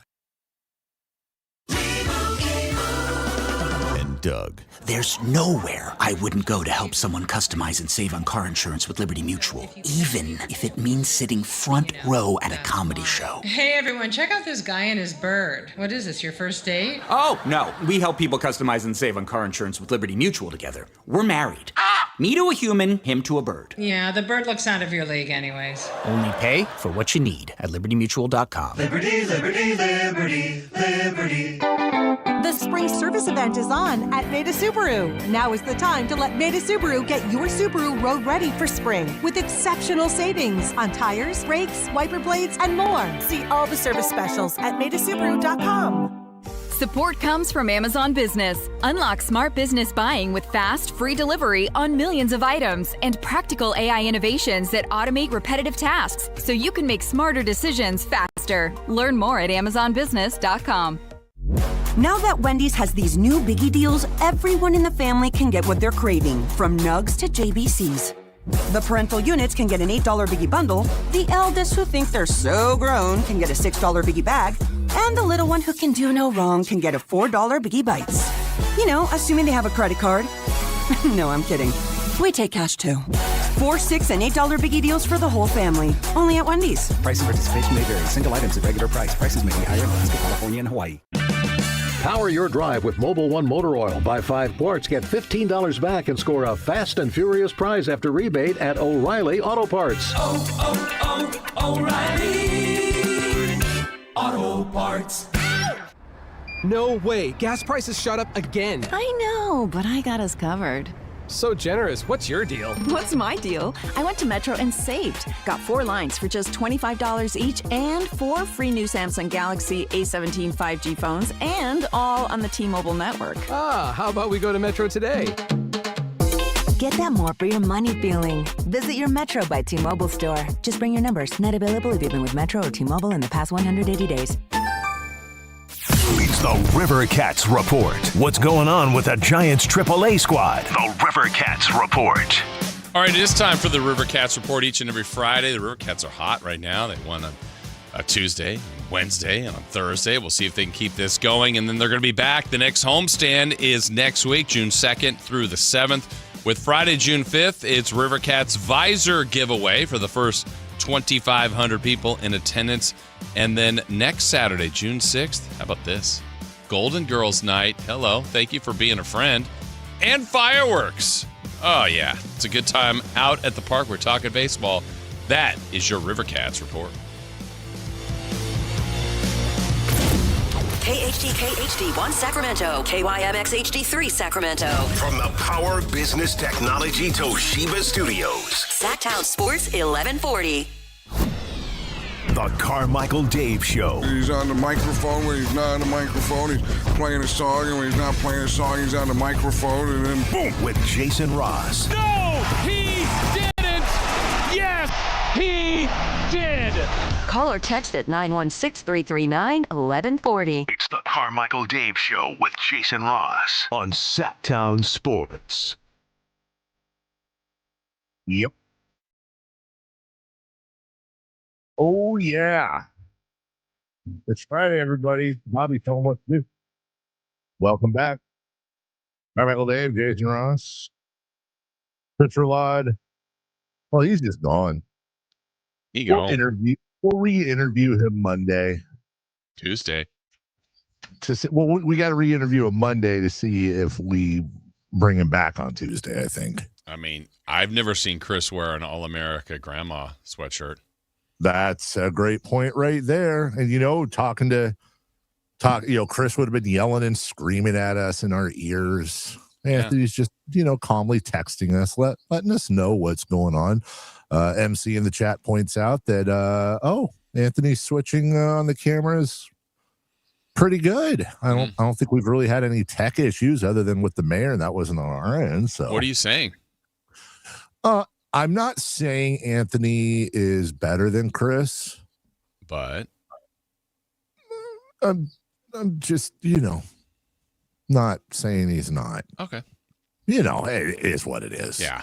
We got a lot of cleaning up to do. Let's clean up here. Why don't we get to Anthony? Let's get to what's hot, what's not. Go streaking, and then we'll get to this NBA news with the board of governors, the lottery format. I have a question involving the Sacramento Kings organization specifically on this one that just keeps bothering me. But who is hot, Anthony? What's hot? Yeah, hot. Real hot. And what's not? It's not good. Brought to you by American Energy Heating and Air, Sacramento's complete heating and cooling company, and second opinion partner. All right. Who's hot? Yeah, who's hot? Alex Caruso. Kind of weird. Yeah. Kind of a weird one. They lost. It doesn't make too much sense, but his on-court plus-minus is plus 38, negative 56 off for the team. Why aren't they playing him more? I don't know. But it's especially hot when you think about who's not. Okay. Which is SGA when you compare that same exact stat to Alex Caruso. Negative 28 on, plus 10 off. They are better in this series with him off the court.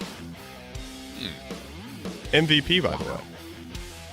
Have they figured him out, Dave? I think they might have figured him out. Have they figured him out? Wow. He scores 75 points in Game 7. Is it correct that this would be the 8th different champion this year if the Spurs beat the Thunder? Or if the Knicks, if the Spurs beat the Thunder, we're locked in for an 8th different champion. And that was after the run of Warriors Cavs 4 years in a row. Which is, I like this version better. This is better, you think? I think so. Yeah, because we're at what? I think it started with, let me go back here really fast. It is started with, well, if you count the Warriors in 2018, 1, Raptors 2, Lakers 3, Bucks 4. Oh, no, it's not the Warriors first. Sorry, it's the Raptors to the Lakers to the Bucks. Then the Warriors won it in 22, Nuggets in 23, Celtics in 24, and the Thunder in 25. This would be 8 different champs. Yeah, if it's Knicks or Spurs. Yeah. 8 out of 30 teams. Yeah. So over a quarter of the league will have won a championship over the last 8 years. Yeah, and then if you even want, they still lost, but Miami's been in it, so that's a 9th team. Phoenix lost in it. We'll count Dallas and Indiana, and then if it's Spurs Knicks, the loser also will be a different, So that's a great point. Yeah. That's parity. Yeah, it is. So yesterday, we've been spending a lot of time on baseball labor stuff, but the NBA passed and announced their anti-tanking, whatever the hell you want to call it, proposal thingy-dingy. Yeah. Yeah, we've talked about this, but there's and we will talk about it more, but Jason, there's one thing I was thinking about yesterday, because there is one team, by the way, that is getting screwed more than anyone, and that is the Memphis Grizzlies. Yeah. They made that Jaren Jackson trade, and now that Utah pick coming back is far less valuable than it could have been. But whether you agree with it or not, the way this is now going to work is it is going to flatten these odds in what they call a 3-2-1 format. The new format will expand the lottery from 14 to 16 teams. That will include now the 8 seed in each conference's playoff picture. The bottom 3 teams are dealt lesser chances for the number 1 pick, while flattening odds for the teams that do not qualify for the playoffs or the play-in tournaments. There's also some things in there where you can't win, X pick years in a row, blah, blah, blah, all that stuff we can get into. Here's my question. When pertaining specifically to the Sacramento Kings, they are nowhere near competitive right now. It does not appear they will be competitive anywhere in the near future. And by competitive, I mean, serious playoff stuff, this, that, whatever, blah, blah, blah, blah. I actually saw an article or a write-up yesterday on this, and it was talking about lottery reform, winners and losers. It was by Sam Quinn of CBS. And he wrote specifically about the Kings, and I'm just going to read it to you to preface my question. The Kings are whatever the opposite is of a draft double dipper. They missed a golden opportunity to tank when the odds would have been in their favor. A year ago, Sacramento insisted on bringing in Zach LaVine when they traded De'Aaron Fox in a misguided attempt to remain competitive. They wound up making the play-in tournament while sending the Hawks the protected pick that would later become Derek Queen. Had the Kings recognized the need to tank when they gave up Fox in 2025, they could have possibly kept that pick and potentially gained control of that ultra-valuable, unprotected pick from the Pelicans or Bucks. This year, they had the NBA's worst record as late as March. They wound up finishing with the 5th worst record in a season in which they legitimately tried to win. Realistically, the Kings are at best several transaction cycles away from being even remotely playoff viable. Their best long-term asset by far is the number 7 overall pick in a draft in which they really should be drafting higher. The number 1 pick went to Washington, the NBA's worst team. The Kings had the NBA's worst record at the All-Star break, but it got out-tanked by the Wizards and a number of other teams. They lost a coin flip for the number 4 slot in the lottery to the Jazz, who wound up with the number 2 pick. A chance at a genuine franchise player was perhaps lost due to a combination of bad luck and worse tanking. The Kings are bleak. They aren't getting one of the 4 potential franchise changes in this year's draft. The only player on their team who currently projects as a long-term starter is Keegan Murray. They are frequently amongst the NBA's worst teams. Now the rules are harsher for the league's worst teams. I suppose, in fairness, the Kings have had 20 years to get their act together without doing so, but that is on management. One of the most passionate fan bases in the NBA now probably roots for the team with the hardest path into contention. Now, we can poke at that. Mm-hmm. There's definitely some leaps made there. But here's my question. Yeah. All that being said, I can't agree with the fact that odds are the Kings are not near playoff contention. The Kings still have, if they do everything right, a year or 2 to go before they get there. The vote on this, Jason, was 29-1. Mm-hmm. Memphis was the one dissenter for obvious reasons. In what world did the Sacramento Kings vote in favor of this? In what You're world? Questioning why? Yeah, why would the Kings vote for this? Well, I mean, what we did learn on the... Remember we speculated when this was being talked about, like, was this retroactive? Does it start now? Well, it sounds like it is retroactive. So picking 7th, that doesn't do them any, like, they can get the first pick next year. Yeah.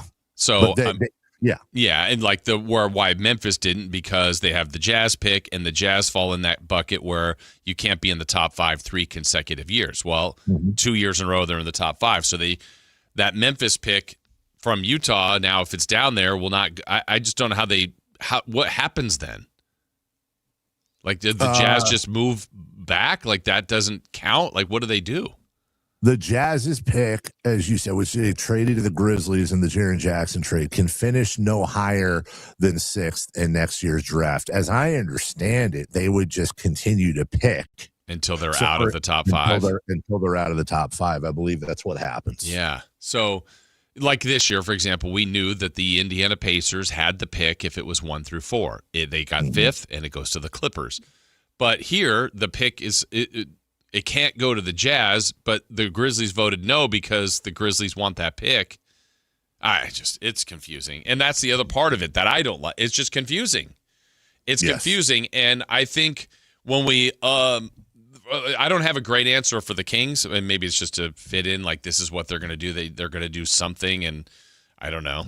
Obviously, the majority said yes, and all but one team. But the one thing that, to me, I'm going to constantly say I think it's an overreaction. They're saying there's a sunset provision here where when the new deal is up in 29, like, they'll probably revisit this, which to me, I think then they're going to change it. So I don't even know that it's the right move to do now. It's just it's messy, and I think when you unpack all of it, like we've said before, Dave, I think the truth in this is the regular season game in March, the regular season game in April that seems meaningless, but what's not meaningless is a Utah Jazz game versus the Sacramento Kings to the gamblers. And that point spread that would be, Jazz are home, they're both struggling, but that point spread should be 3.5. Oh, wait, what? Markkanen's not playing. Jaren Jackson's not playing. Sabonis is out. Oh, DeRozan's out. Keegan Murray's not playing. That's a mess. That's an absolute mess. And in a world where nobody, I was like, yeah, that's fine. It's not fine in the gambling world. And I think once the league got in bed with that, this is where it's all stemming from. And so they want all those games to have as much possible meaning as it can. And to me, the weird part about this is that sweet spot is finishing like with the 4th worst record. That's still a bad team. And this year that separation was like a game. And so, like, if we're at game 82, and I know the point is you should be playing hard all 82, but that's going to look really weird when, we kind of sat some guys out, but, wait, we need to win one more game. And then all of a sudden, stars are playing again or main play. I don't know. It's just, I don't like it, but it's here. It's a reality. It's what they're doing. And I don't think the system was broken, to be honest, but. Yeah, I'm with you. And when you look at the Kings' future draft assets and however the heck, this will now go 27 to 2030, and then they decide whether or not they bring it back. I think it's again important to remember that in 2031, 2 things happen with the Kings. They own the unprotected pick from the Minnesota Timberwolves, and we don't know where they're going to be then. Yeah. But San Antonio also has the right to swap their first-round pick for Sacramento's first-round pick. That is also unprotected, and one would think wherever Sacramento's picking in 2031, San Antonio will be picking lower, and that is part of the Harrison Barnes, DeMar DeRozan trade, cap creation, whatever. Now, some people are pointing, and I don't know how much this is being talked about, that the Kings, as part of their deal last year to create a first-round pick, the Kings actually, via San Antonio, have their 2027 first-round pick, but it's protected 17 to 30. So in 2 years, unless San Antonio's pick is within the top 17, that does not happen. That is almost certainly not going to convey, and it does not transfer to a second-round pick or anything like that. That pick is almost completely worthless. I would just like to know, and I mean, again, Jason, I know you broke down a bunch of other stuff really well. I really, truly would like to know what the Kings' thought process was in voting in favor. I don't see how it benefits them. I get your point. Yeah, I don't know. I don't have the answer. It would just be speculation on that part. One other thing I'd like you to speculate on, though, do you think it would be beneficial, and maybe the owners or general managers wouldn't approve of this, but aren't we in some of the some of the issues with the lottery and or trading is all the protections or provisions on these picks. Like, should it just be as simple as like, hey, I'm trading you player A for a first-round pick? That's it. Like, it does. I'm not protecting it. I just think they got too cute with all this stuff, and then that gets you in this Utah Jazz Memphis situation. That now that they made that trade for Jaren Jackson. It's a different trade now for Memphis. It's a completely different trade. If I'm Memphis, I'm not trying to be dramatic here.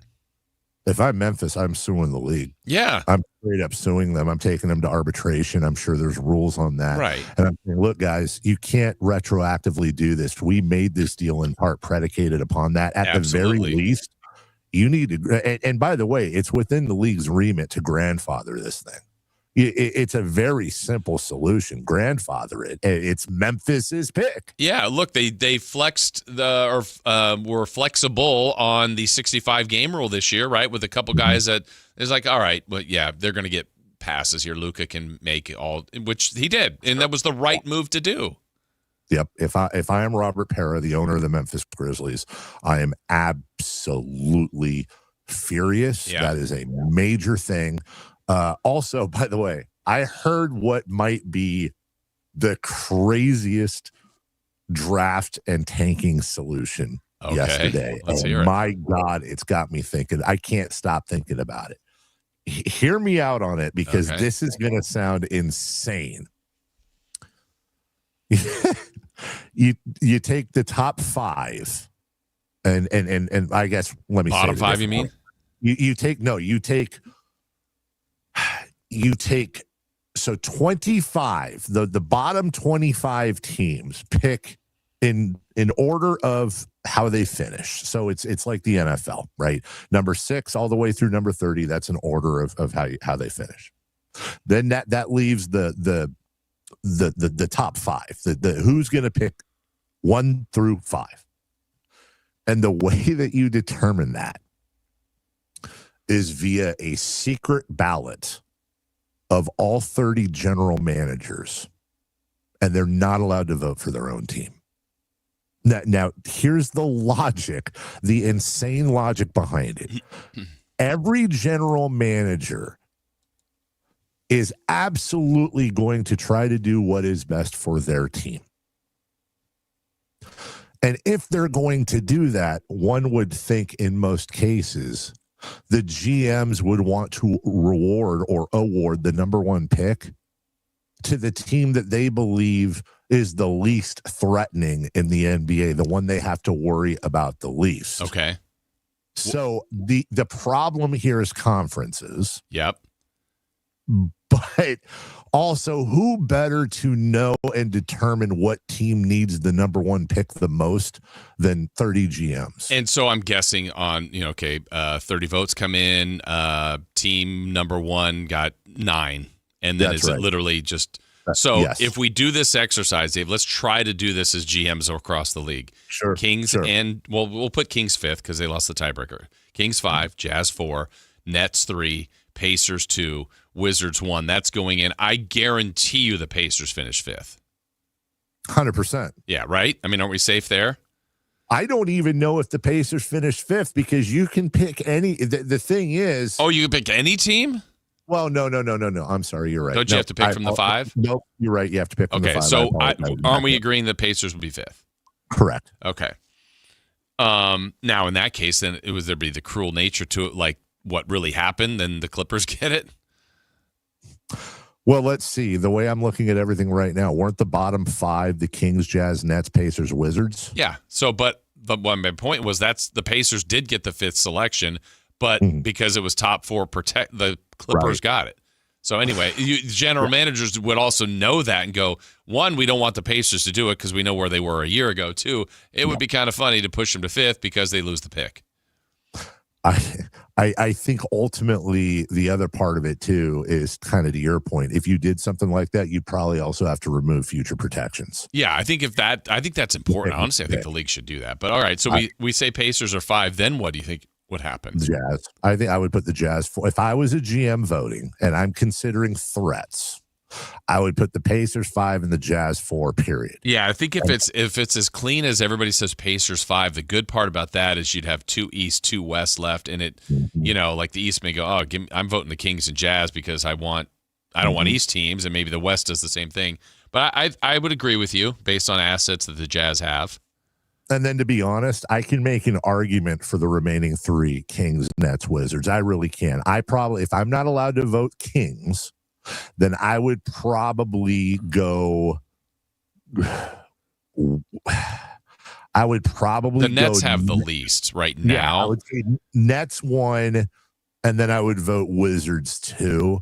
And I think it might work like that. I think ultimately, if I had to guess how that vote would work, the Pacers would have the 5 pick, the Jazz would have the 4, the Kings would have the 3, the Wizards would have the 2, the Nets would have the 1. I think the Nets would have the 1. The Kings and Wizards could flip-flop. I think they're similar in this situation because they got Trae Young and AD, but it's also saying, well, the Kings have Sabonis and Levine. Like, they're both aging-ish. The Wizards have younger players along with that, but yeah, you might be right. I think it's fascinating because I think ultimately I would, under those parameters alone, GMs can't vote for their own team. You don't have pick protections anymore. They're also going to know a lot better than we are who is and who isn't tanking, but why would you possibly tank? Right. And I think ultimately, far more than the lottery, I think you end up getting a more air quotes fair placement of those top 5. Yeah, and then ironically this year, then you had the order of finish. Memphis would pick 6, then they're in the top 4, and Chicago would pick 7, 8, 9, and they're in the top 4. So the lottery luck is gone. It's interesting. I'd love to see. It'd actually be a fun exercise just to say, hey, GMs, can you just try this? We just want to see what it looks like. Let's call Sam Amick, have him do one of them athletic things. Yeah, let's do that. We got friends at high places. We'll take a break. When we come back, we got a lot to get to, so we'll go streaking. We haven't forgotten about that. We'll come back to What's on Deck, brought to you by Trex Decking and Railing, celebrity birthdays. Before we get to Friday Fun and Games, wow, it's going to be a busy final half hour. Everybody hydrate right here on Sactown Sports. After branding the Sacramento Kings rebuild model as the 916 Knicks, is Alan Stiles drawing even more comparisons to the Big Apple? By the way, somebody on the text line said, Alan kind of sounds like Cat. Don't get blocked. It's too late in the show. 916, don't get blocked. I don't sound like no Karl Anthony Towns. Which voice? Because he's got a couple different ones. That's right. Come on, 916. Don't play me like that. Your exclusive home for Kings basketball. Sactown Sports 1140. From the people who brought you It's the Dog Park comes. Your dog is limping, but she seems fine. Plus, you've heard they can fake it just to get what they want. So what's the deal now? You're being gaslit. Protect your dog from injury and illness with Progressive Pet Insurance. Oh, now she switched legs. What a diva. Progressive Casualty Insurance Company and affiliates. Not available in all states or situations. Coverage subject to policy terms. Wait, everything on this IHOP value menu is just $6? I told you it was amazing. A huge plate of pancakes, bacon, and eggs is just $6. Wow. There's also French toast, a ham and cheese omelet, and they got a BLT and fries now. Okay, we're coming here every day. You don't have to tell me twice. Feast for just $6 with the IHOP value menu.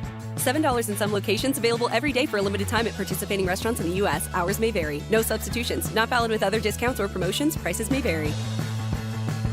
Mark your calendars because MoonPay X Games Sacramento 2026 is landing at Cal Expo June 26th through 28th. Witness nearly 100 of the world's best athletes compete in skate, BMX, and Moto X events and catch live music performances by global electronic music icon Cascade on Friday night and Grammy-winning producer and artist Mustard and electronic music producer and DJ Subtronics on Saturday night. Don't miss MoonPay X Games. Lock in your tickets now at xgames.com. Mike Rowe here with another random fact. Those cracks on your walls aren't just cosmetic. They could mean your home is sinking.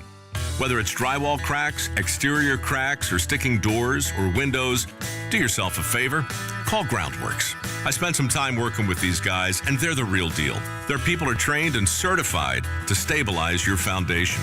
Schedule a free inspection with Groundworks, the foundation and waterproofing experts. Licensed in all states where work is performed. See website for details. Injured and you're considering an LA law firm looking to charge you 45% to 50% in attorney's fees? That's overcharging. Ashton & Price has been around for over 25 years, and I can tell you no matter how complicated your injury case, you should never be charged 45% or 50% in attorney's fees ever. Direct, experienced, unrelenting, and honest local representation matters. It's called Home Court Advantage for a reason. Ashton & Price serious local attorneys for serious people with serious injuries. So for the best local advice, don't think twice. Call Ashton & Price. You ever notice how the other guys scream about massive discounts on their Dodge, Chrysler, or Jeep Ram vehicles? Then you get to the fine print and boom, another $5,200 in mandatory ads. At Hoblet, we don't insult your intelligence. The price you see is the price you pay. No mystery add-ons, no bait and switch, no gotcha when you sit down to buy. Hoblet, family owned for 77 years. Transparency, straightforward pricing. Buy it right, buy it at Hoblet. May is here, and so is your excuse to hit the ballpark. The green and gold are bringing the energy all month long with fan-favorite bobbleheads, can't miss post-game fireworks, and a ballpark atmosphere you don't want to miss. Turn up for Sacramento Saturdays and bring the whole crew out for Stompin' Sundays, packed with kid-friendly fun, giveaways, and the opportunity for kids 14 and under to run the bases after the game. Enjoy big swings and bigger moments all May long in West Sacramento. Lock in your seats now at athletics.com/tickets. This is the sound of Claire, cooking dinner at home. And that's the sound of a fraud alert from Wells Fargo, flagging a charge for a pricey restaurant in Paris. Considering Claire isn't in Paris right now, that seemed odd to the bank and to Claire. 2 taps later, Claire says nope to the charge, and Wells Fargo is on the case. However you make money work, Wells Fargo can work with that. Wells Fargo Bank, N.A., member FDIC.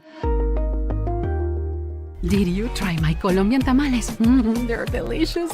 Yes, but the Mexican tamales I brought are better. Colombian tamales wrapped in plantain leaves are unmatched, you know. But the Mexican tamales wrapped in corn husks are the authentic ones. At least we can agree that they taste better with Pepsi. Without a doubt. Can you pass me a straw? You mean a pitillo. Tamales deserve Pepsi. Sacramento. Get ready because the Fasteners Inc. Super Sale is back on Friday, June 12th and Saturday, June 13th. Stop by Fasteners Inc. Tool Outlet on Power in Road for crazy deals on Milwaukee tools. We're talking 20% off all Milwaukee pack-out, hand tools, and tool accessories. Free goods and dollars off your order and certain spend amounts. And overall insane deals on Milwaukee batteries and Bear tools again. June 12th from 7 a.m. till 5:30 p.m. and June 13th from 9 a.m. till 3 p.m. at Fasteners Inc. Tool Outlet. Visit FastenersInc.net for more info. Ladies and gentlemen, this is going to be fun. Yeah! It's time for What's on Deck. Brought to you by Trex Decking and Railing. All right, What's on Deck? As the voicey person said, brought to you by Trex Decking and Railing. Well, a whole heck of a lot of baseball as the Giants are visiting Colorado to take on the Rockies. How will they find ways to lose? Who knows? But the good news is, hey, maybe not today, because our guy, Logie, back on the mound. Hey, that's good news. Rockland's Logan Webb on the mound for the Giants, fresh off the injured list. And your Yankees, Jason Ross, taking on your Athletics. Rodon versus Severino. That's at 6:40. It'll be a fine Friday evening in Sacramento at the park. So congratulations to all of you going out to enjoy baseball. And let me take a quick look because it is freaking freezing where I'm at right now.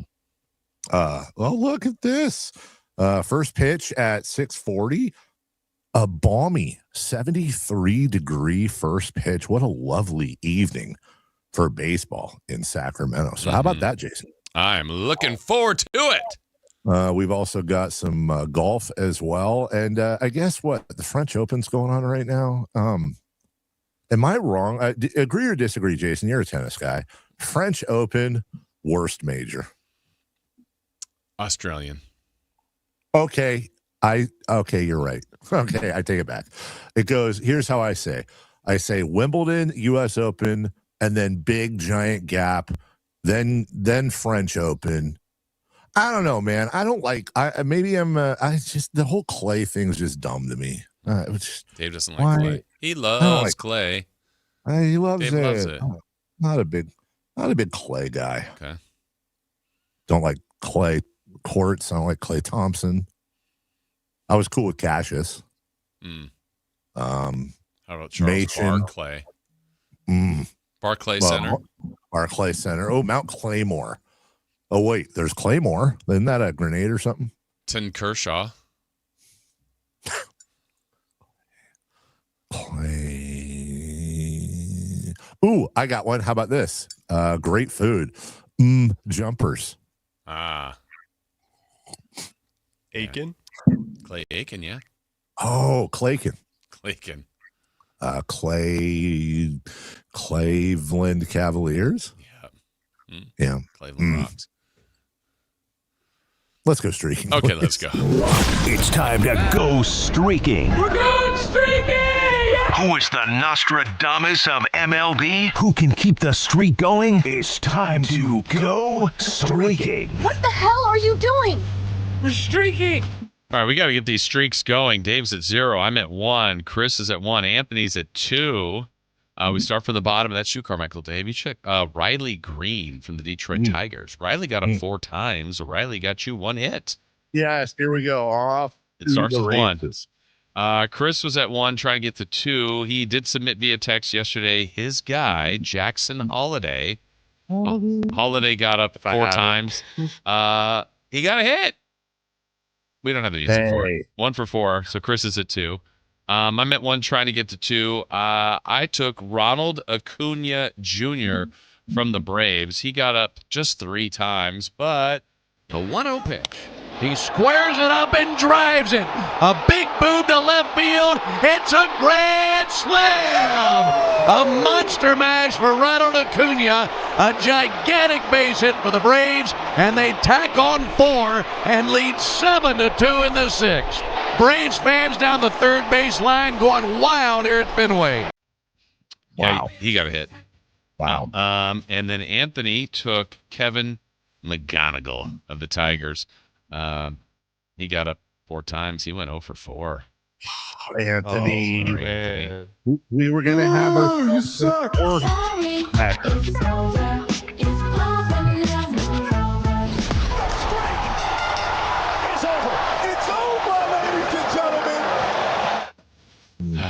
So, there you go. Now we can pick today. We would have had all 4 for the first time, maybe ever. I know. Yeah. Updating our numbers, by the way, too, for the show. Dave, you're batting .258 with 5 homers and 17 RBI. I'm at .245 with 2 homer and 10 RBI. Chris is at .259 with 1 homer and 13 RBIs. Wow. Well, all right. Okay. Well, there we go. All right. Celebrity birthdays. I don't know if you know this or not. Brought to you by Crumble Cook. I do, but I need your pick first. I'm going to pick, Henry Bolte. Oh, Bolte. Well, I do like to pick somebody from a game I'm in attendance for, and I'm going to turn heel and take Aaron Judge. He's taking Severino deep. He is taking... The mayor mentioned his name.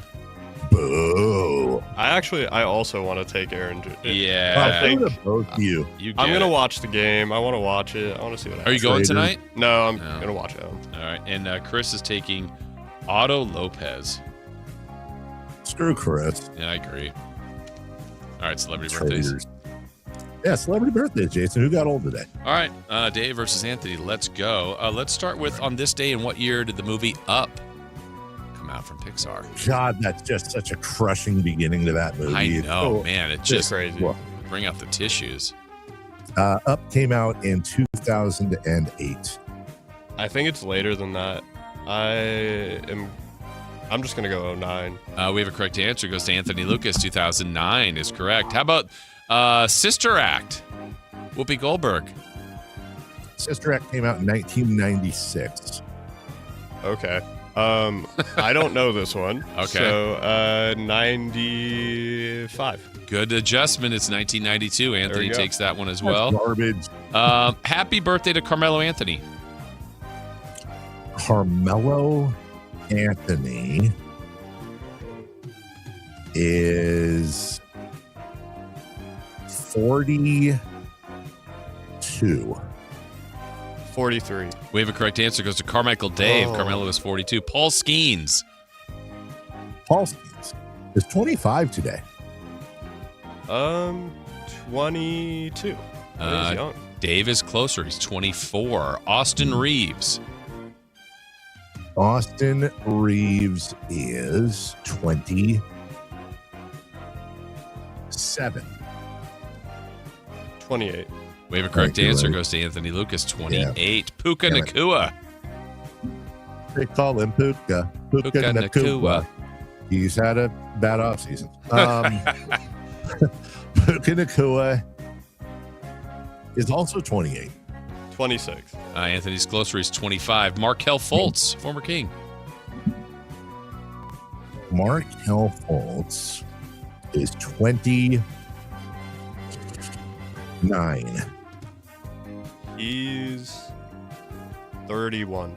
Dave is closer. He's 28 today. Wow. In his prime. Daniel Tosh. Tosh.0. Daniel Tosh is 48. 50. Anthony's closer. He's 51. Annette Benning. Oh. Annette Benning is 77. 76. Anthony's closer, 68. From Oingo Boingo in many movies, Danny Elfman. He did the Batman soundtrack. Yeah. Delfman is 69. 70. Anthony's closer, 73. Two more. Spice Girl, Mel B. Scary Spice, I believe. Yeah. Melb is 50. 51. Correct answer goes to Anthony Lucas, 51.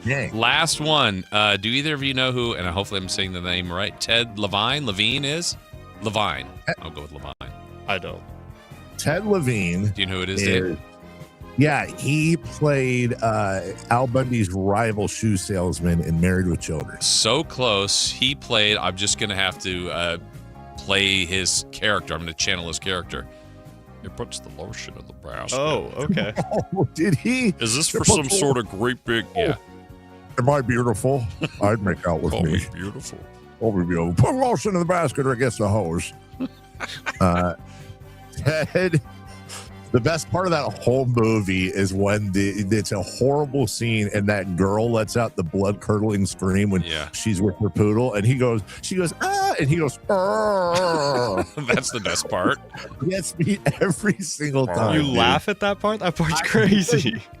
It's so ridiculous. It's like this horrible part. The serial killer is holding her and her poodle hostage, and she's blood-curdling scream, and this dude just goes, argh. The first time I saw that in the theater too, when the lights are out, the power's out, and he's got the black light or the night vision, and it's like, oh my gosh. That was the first rated R movie I ever watched. Really? Yeah, it was like 9. All right, so what's our guesses on age for him? Ted is 72. Yes, 73. 69. Ooh. There you go. All right, kiss me. Am I beautiful? Am I beautiful? That's what we call the Fruit Bowl. We'll take a break. When we come back, Friday Fun and Games. I have no idea what it is. Neither do you. Oh, new game. Yeah. Okay, stay tuned. We'll find out next. The X Games are coming to Sacramento. Join Kayla Anderson at Sactown Sports 1140 at Cal Expo Center from June 26th through the 28th to watch the top action sports athletes in the world go head-to-head with 3 days of high-octane competition, BMX, skateboarding, and Moto X, plus live music from global electronic music icon Cascade, Grammy-winning producer Artist Mustard, and DJ Subtronics. Get your tickets today at xgames.com. Your local sports leader, Sactown Sports 1140. From the people who brought you It's the Dog Park comes. Your dog is limping, but she seems fine. Plus you've heard they can fake it just to get what they want. So what's the deal now? You're being gaslit. Protect your dog from injury and illness with Progressive Pet Insurance. Oh, now she switched legs. What a diva. Progressive Casualty Insurance Company and affiliates. Not available in all states or situations. Coverage subject to policy terms. Wesley Financial Group is not a law firm. I'm Chuck McDowell, founder of Wesley Financial Group. Did you buy a timeshare because they told you it was a great investment? That's a lie. Most timeshares can be bought online for $1. To find out what your timeshare is worth and to cancel it, call us today and we'll send you our timeshare exit kit free with all your options for cancellation. Call Wesley for your free exit info guide. 800-771-1300. That's 800-771-1300. Sacramento Kings return to Golden One Center this July for the 8th annual California Classic, presented by Ticketmaster. The Kings, with the 7th pick in the draft, will host the Golden State Warriors, Brooklyn Nets, and the Milwaukee Bucks on July 4th, 5th, and 6th. 3-day general admission passes start at just $50. Come see some NBA rookies, second-year players, and other athletes vying for spots on NBA and G League rosters. Visit kings.com/California Classic for more information and to buy your tickets today. Toyota's Memorial Day offers are extended. Zoom past the pump all summer long in one of Toyota's 21 industry-leading hybrid and electrified models. But hurry in while there's still time to save at Toyota's Summer Starts Here sales event. Score deals on the 50 MPG Corolla Hybrid and the 51 MPG Hybrid Camry. Or get 0% APR on Toyota's newest EVs, the CHR and BZ. Don't miss out. Extended Memorial Day savings and June 1st. Toyota. Let's go places. Offers available through TFS to buyers with premium rated credit. Cannot be combined with other offers. No way. Gas prices shot up again. I know, but I got us covered. So generous. What's your deal? What's my deal? I went to Metro and saved. Got 4 lines for just $25 each and 4 free new Samsung Galaxy A17 5G phones, and all on the T-Mobile network. How about we go to Metro today? Get that more for your money feeling. Visit your Metro by T-Mobile store. Just bring your numbers. Not available if you've been with Metro or T-Mobile in the past 180 days.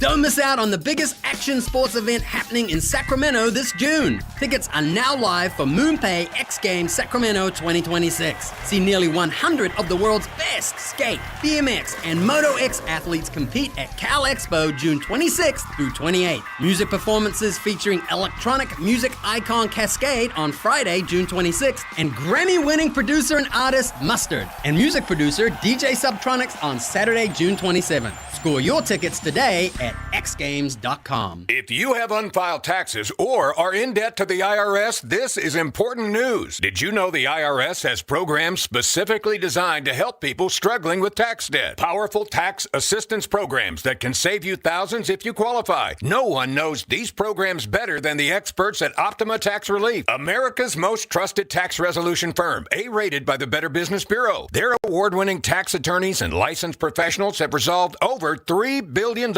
of tax debt for their clients. One call to Optima can start the process, helping to put an end to your worries about wage garnishment, asset seizure, and other aggressive IRS actions. Find the best options to solve your tax problems. Call the experts at Optima Tax Relief today for a free consultation. Call 800-375-2922. 800-375-2922. 800-375-2922. Optima Tax Relief.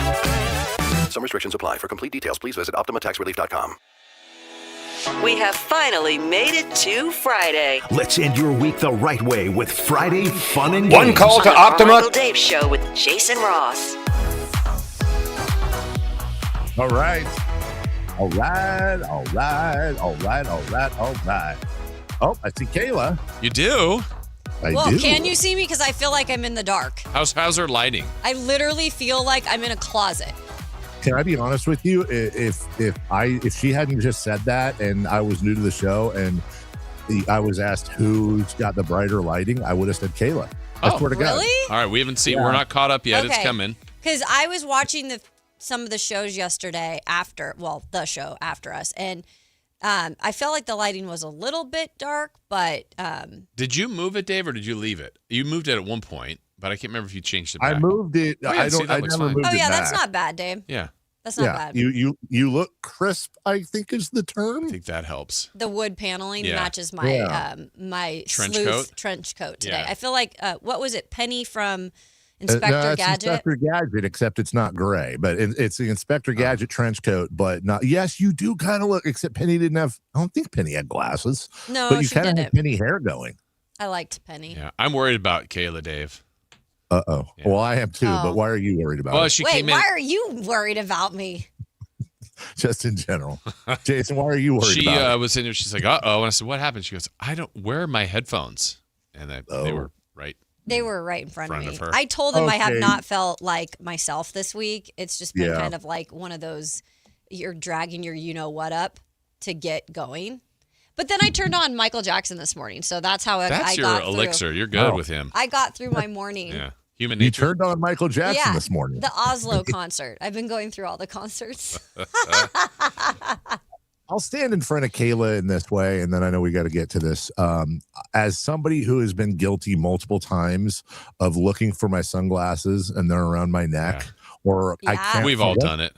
Have you One seen my time- phone? Like, Yes, I'm and you're holding it. You're holding it. Yeah, that's the worst. So we've all been there, Kayla. It's not you. I'm the It's all problem. right. It's me. Oh, great. I can see from the YouTube chat. This is how I don't want to start my show off like this. Great show today, guys. Going to be hard to follow up that, Kayla. Well, I'm solo today, so I need a little encouragement, not discouragement. Well, we had an hour of technical difficulties, something like that, total. So. Oh, you did? Yeah. So you're good. Yeah, I need the mayor's encouraging words Wi-Fi today. was not great. Yeah, we had some issues there. You got to talk Dang. to him in person. We did too, but we got there eventually. Well, I'm glad you figured it out. Yeah, we did. You got to talk with a childhood friend of mine, Derek Lee, yesterday. I watched that interview. That was well done. We did. He, obviously my first time meeting him, but there's such good baseball talent here. And, well, there's tons of talent in every sport here that comes out of Sacramento. But, yeah, he seems really excited about it. And I know it's far out, but I'm telling you, I have a good feeling about it. I was in Nashville for a long time when they've been trying to get an MLB team there. And they might still. If they bring two, they're going to probably bring one over on the east and then one on the west. But I think we got a leg up on Portland for sure. Let's go. Yeah, it's us in Salt Lake. I'm telling you that right now. And I don't know if you guys have heard my show, but I don't like Salt Lake. I just don't. Well, home of our I know. Bonneville That has headquarters. nothing to do with them. Wow. They get all the things they want in terms of sports teams, and I'm mad about it. I like Salt Lake. They're my friend. Good for you. You're a company man. Good for you. Listen up, baby. Job security. All right, what you got for us, Jason? All right, new game today. We don't need any music. It's going to be, let's see, Dave and Kayla and Anthony and Kyle. You guys are all going to play. But so Dave and Kayla are first. And Dave, I think we have a slight delay, so we'll see if this is still going to work, I think. I'm going to count to 3. And on 3, you both are going to say a word.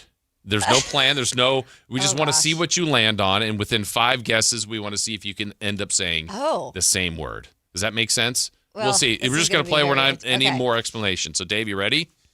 Yeah. On the count of 3, you and Kayla are going to say a word. I'll go 3, 2, 1. 3, 2, 1. Poop. Turtle. Poop and turtle? Yeah. Okay, so now you're going to try to say the same word off of poop and turtle if you're thinking the same way. 3, 2, 1. Bathroom. Toilet. Close. Toilet and bathroom. 3, 2, 1. Flush. Flush.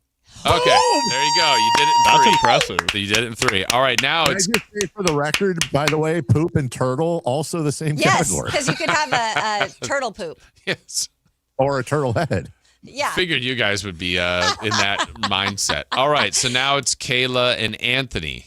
All right. Okay. So there's no warning ahead. Just whatever you guys are thinking. In 3, 2, 1. Laptop. Oh, shoot, I forgot. All right. All right. So we have laptop and blank. You guys are supposed to go like right at the same Sorry, time. I had a mind blank. So within 5 guesses, we're on Okay. number 2, and all we have is laptop. Okay. 3, 2, 1. Microphone. Cord. Microphone and cord. All right. 3, 2, 1. Keyboard. Camera. What'd you say, Anthony? I said camera. Keyboard and camera. So we're on 3 guesses. 3, 2, 1. Light. Table. Oh, light and what? Table? Table. Oh, last one. Let's see if they can land it. 3, 2, 1. Video. That's too many words. This is the hardest game of all time. Okay, so I only know about 3. all right. So Dave and Kayla were successful, not Kayla and Anthony. All right, Anthony and Kyle. Oh, I'm still going. Okay. All right, here we go. 3, 2, 1. Monitor.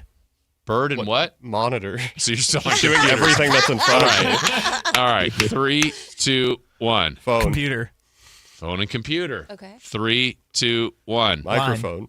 What'd you say, Kyle? Line. Line and microphone. 3, 2, 1. Time. Tech. Oh. What? I said time. I said tech. Time and tech? Yep. Yeah. So Last chance. 3, 2, 1. Clock. Camera. Failed. All right, Dave, you and Kyle this time. You ready? Yes. All right, Kyle, you ready? Yes. All right. 3, 2, 1. Hat. Lamp. All right, Dave's got the hat and lamp. Yeah. Wow. 3, 2, 1. Closet. Head. You said head? Yeah. Okay, closet and head. 3, 2, 1. Cap. Hanger. Cap and hanger. 3, 2, 1. Shirt. Face. You said face? I didn't know what to say. I panicked. Face. The game's hard. I Where can't think are of you anything. going with your answers Face and here, shirt. Dave? All right. Last chance for Kyle and Dave. 3, 2, 1. Foot. Foot. You waited. All right, they did it. All right, let's try Kayla and Dave again because that was our Yeah, one that success. worked really well. I know, because we think alike, I think. It's kind of scary. All right, you guys ready? Yep. Dave, you ready? I'm ready. All right, 3, 2, 1. Phone. Jacket. Phone and jacket? Yeah. Okay, phone and jacket. We're going to get this within 3. Yeah, turn that music down, would you? Just for the delay. All right. 3, 2, 1. Hood. Pocket. Hood and pocket. Come on, you guys. That's 2. 3, 2, 1. Button. Button. Yes! Dave, we kill this game! They are the same person. We kill this game! Did we just become best friends? We already were, kind of. Well, we're enemies and friends. It all works Frenemies. together. Wow. Imagine in That was studio. good. We got to do that because there's that delay, but it wasn't. I mean, that's No, natural. that's just what it was. Yeah. That was awesome. Good job. That was cool. Oh, update on my burn. It's doing well, guys. What's the burn How'd from? you- that wasn't this show, Kayla. Oh, sorry, guys. I dropped my curling iron on it over the weekend. Okay. Just want to let you guys know it's doing well. Update on my dinner last night. Oh, wait, no. I'm glad you're healing. Yeah. Yeah. All right. Well, Kayla's burn and so much more coming up next. Wait, by the way, where is Matt? He's golfing today, I believe. Is Matt on the Johnny Carson deal? Why is he gone all the time? Johnny Carson deal. I What think the hell? this was like his belated birthday. That was Maybe. last week. Okay, fine.